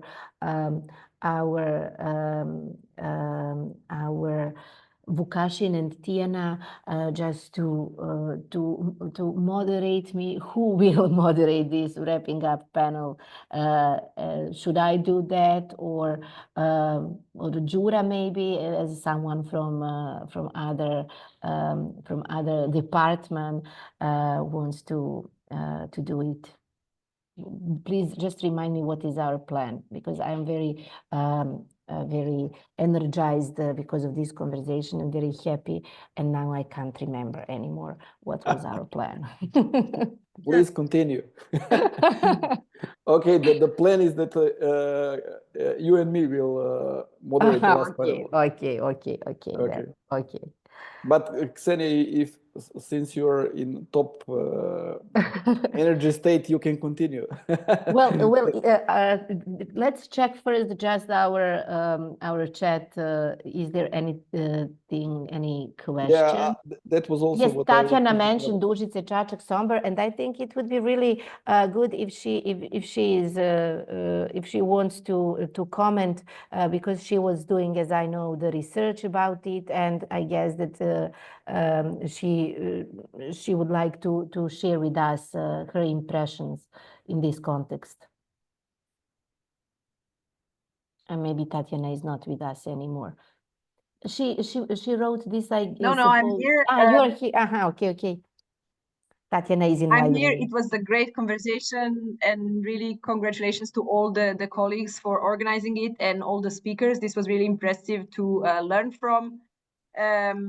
I was just adding some examples of the cities that do have local cultural strategies at this moment active. Of course, there are several that are also in progress.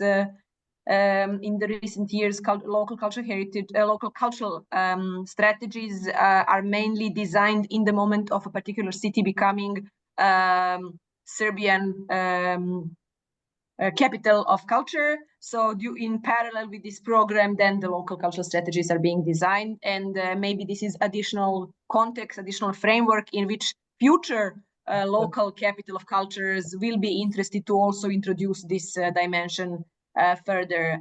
If they are local or Serbian capitals of culture, they could maybe also be Serbian capitals of green culture in a way. So maybe this is an additional dimension, but really all congratulations and thank you for organizing this and having this full conversation, full of knowledge and full of different informations. Really.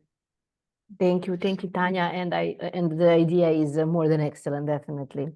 Do we have another questions, not just about this panel, but about anything we heard today?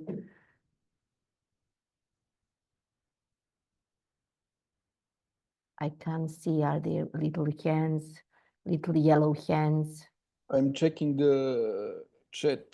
There is, but I don't think it is a question. They often must leave. Okay, apologies for leaving earlier. Thank you for insight discussion presentation. Okay. There are just messages about leaving and telling us that. Okay, maybe if somebody have a question in general, let's say about this topic from the audience, maybe some of us who are here can answer that question, and maybe we can clarify some other aspects of these topics. Because my impressions for today meeting, first of all, there was a lot of people, which is really great. We didn't expect that a number of people. So there is interest on this topic, which is important. I think the another thing, what is my impression is that diversity of the topics that we covered, because I'm coming from this, let's say, physical part of the climate problem, because I'm climatologist. So, for example, I understand that Lola has this 1 or 2 slides about climate modeling, data, etc. It's our daily job. But it was the demonstration of the diversity of topics that we covered. Also, Katie was talking about this vulnerability studies. If you want to do vulnerability study, you need to have the data from the climate models and things like that. And we finished with this really policy level of the whole story, how we can integrate this in this kind of policy frameworks, different policy streams that exist. So because there is so many organizations, ministries who are responsible, who are working on this and that, and somehow you should find your way in that way. So in that sense, that was my second impression about this kind of how many different aspects we covered with today meeting, which is great. I think everybody probably had something to catch up from this.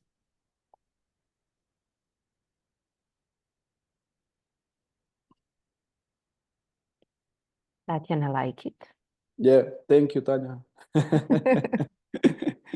Yeah, I agree completely with Vladimir, and I just want to repeat Vesna's and idea, and both Vesna and Jermina's thesis that it is really important that we connect and to share this idea more often, and to continue with not just this policy topic, but other topics also, not exclusively in this online conference format, but maybe through just simple Zoom or in live meetings, and to continue to work together, because I think it's really crucial for doing anything and for solving at least one per one of the issues we mentioned. Okay, if there are no questions, then maybe we can conclude this online conference. Once again, thank you all for being here today and for sharing your ideas, your knowledge, your expertise with us. Thank you for being just as listeners, and please spread these ideas and spread everything we said, and be the part of our community. Let's build this community. Okay, bye everyone.